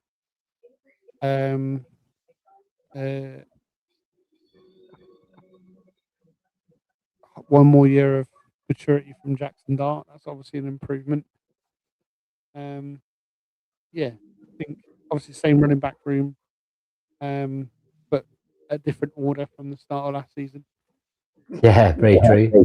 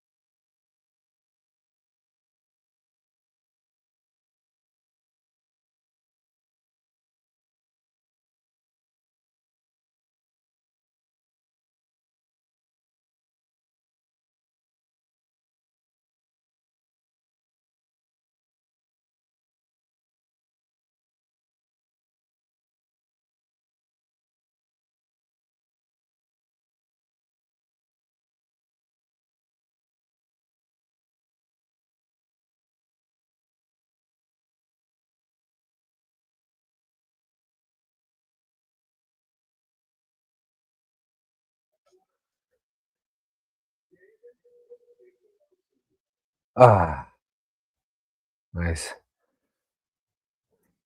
So if you're looking at tonight's draft, free agency, the additions we've made, what position group, or is it too obvious to say interior the defensive line?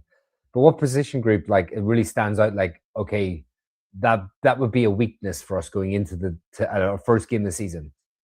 Yeah, I think it's only that one. Obviously, the wide receiver room until you see it all put together. Yeah. And maybe again, you've got a lot of targets that you now need to replace from Wandale, right? Now we've obviously we've brought some receivers in. We've invested in Likely. That should cover it. But yeah, I think that obviously special teams is even upgraded, right? I think Likely's massive. I think that is such a sneaky under the radar signing, you know. Yeah.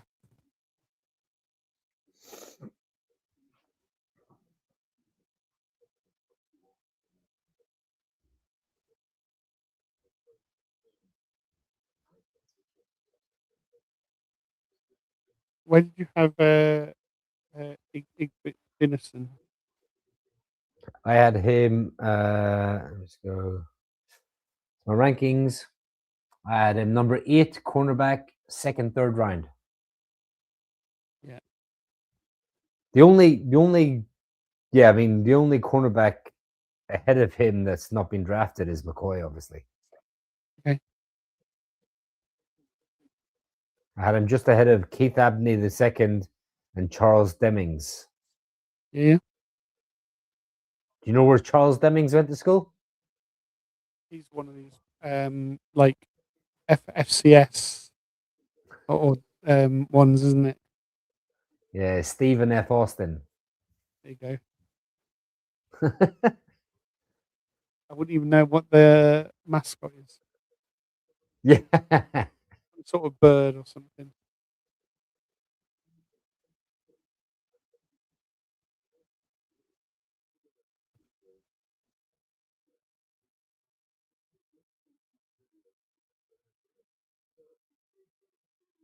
So we got 2 picks before in the third round. Yeah, I think I'm gonna probably go at the end of the round. I think.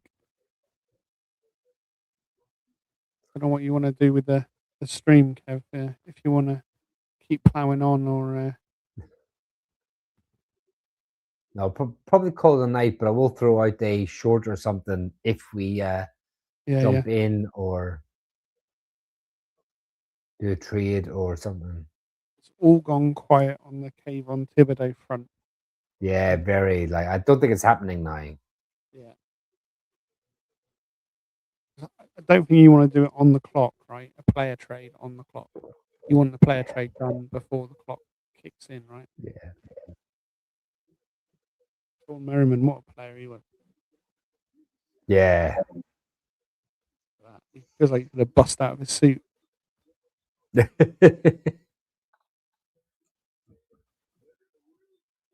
was part of the Jake Eli Young. Slaughter. That's right. Yeah, of course. Jake Slaughter, my number one center. Yeah. What a name. Doesn't look like he's a slaughter. Doesn't look aggressive. His little photo with his glasses. But absolute monster.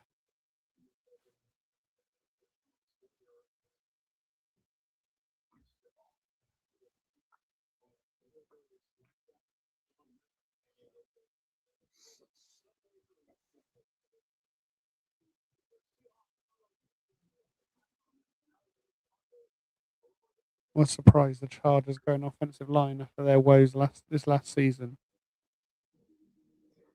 I know. I mean, Herbert though, such a good player, and like, so you have to try and look after him. Do you know what I mean? Yeah, they've done all right, Rivers to Herbert, haven't they? But still no Super Bowl appearance. That is an interesting topic though, in the sense like, what justifies a successful team or a successful career? Do you need that Super Bowl appearance or is that Super Bowl win to say it's been a success, or is putting stats on the board, like going out there, balling out, making multiple playoffs, like, is that enough now? Yeah, and well, look at Eli in the Hall of Fame, right? Hmm. It seems to be that monster stats is more important than actual success. Surely being clutch in clutch moments has to count for something. Yeah, I think so. And like, look at Mendoza, right? The reason why he went 1 overall was far more about how he did in his playoff run than any stats he put up. You know, so yeah, I think that's key.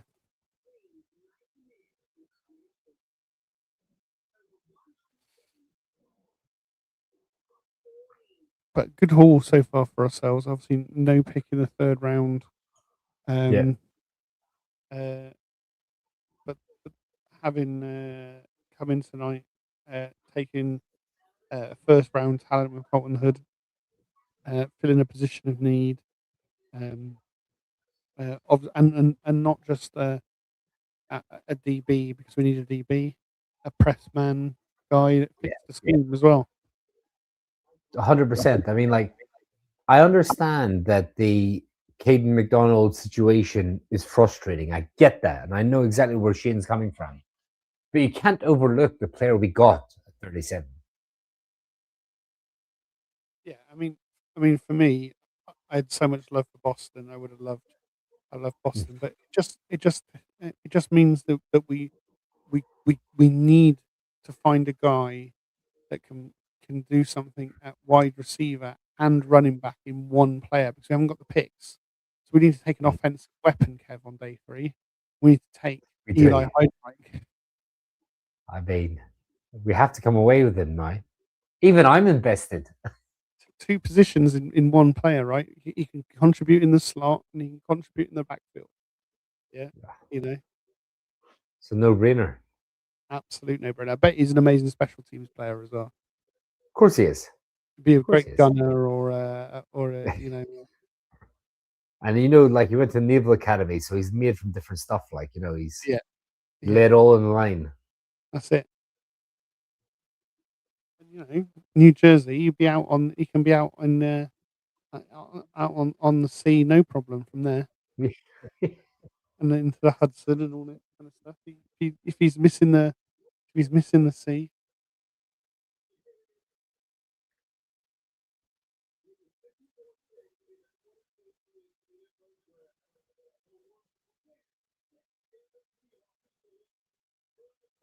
Oh, Bud Clark, safety at TCU. Well, how, what after EMW? No, not EMW. I mean, Imanwari last year. They've taken another safety this year. Yeah. How good was Imawari though? Yeah. Well, and that's sort of where more like what EMW was, right, in this draft. He's Yeah. that style guy. Where do you think our darling goes of the safety group? Oh,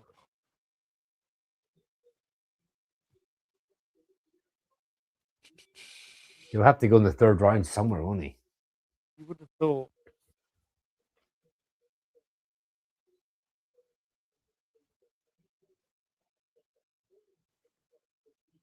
For those wondering, that is AJ Halsey out of Yeah. LSU. Yeah. An absolute battering ram. Yeah, he's the next guy off the board, effectively, isn't he? In the safety group.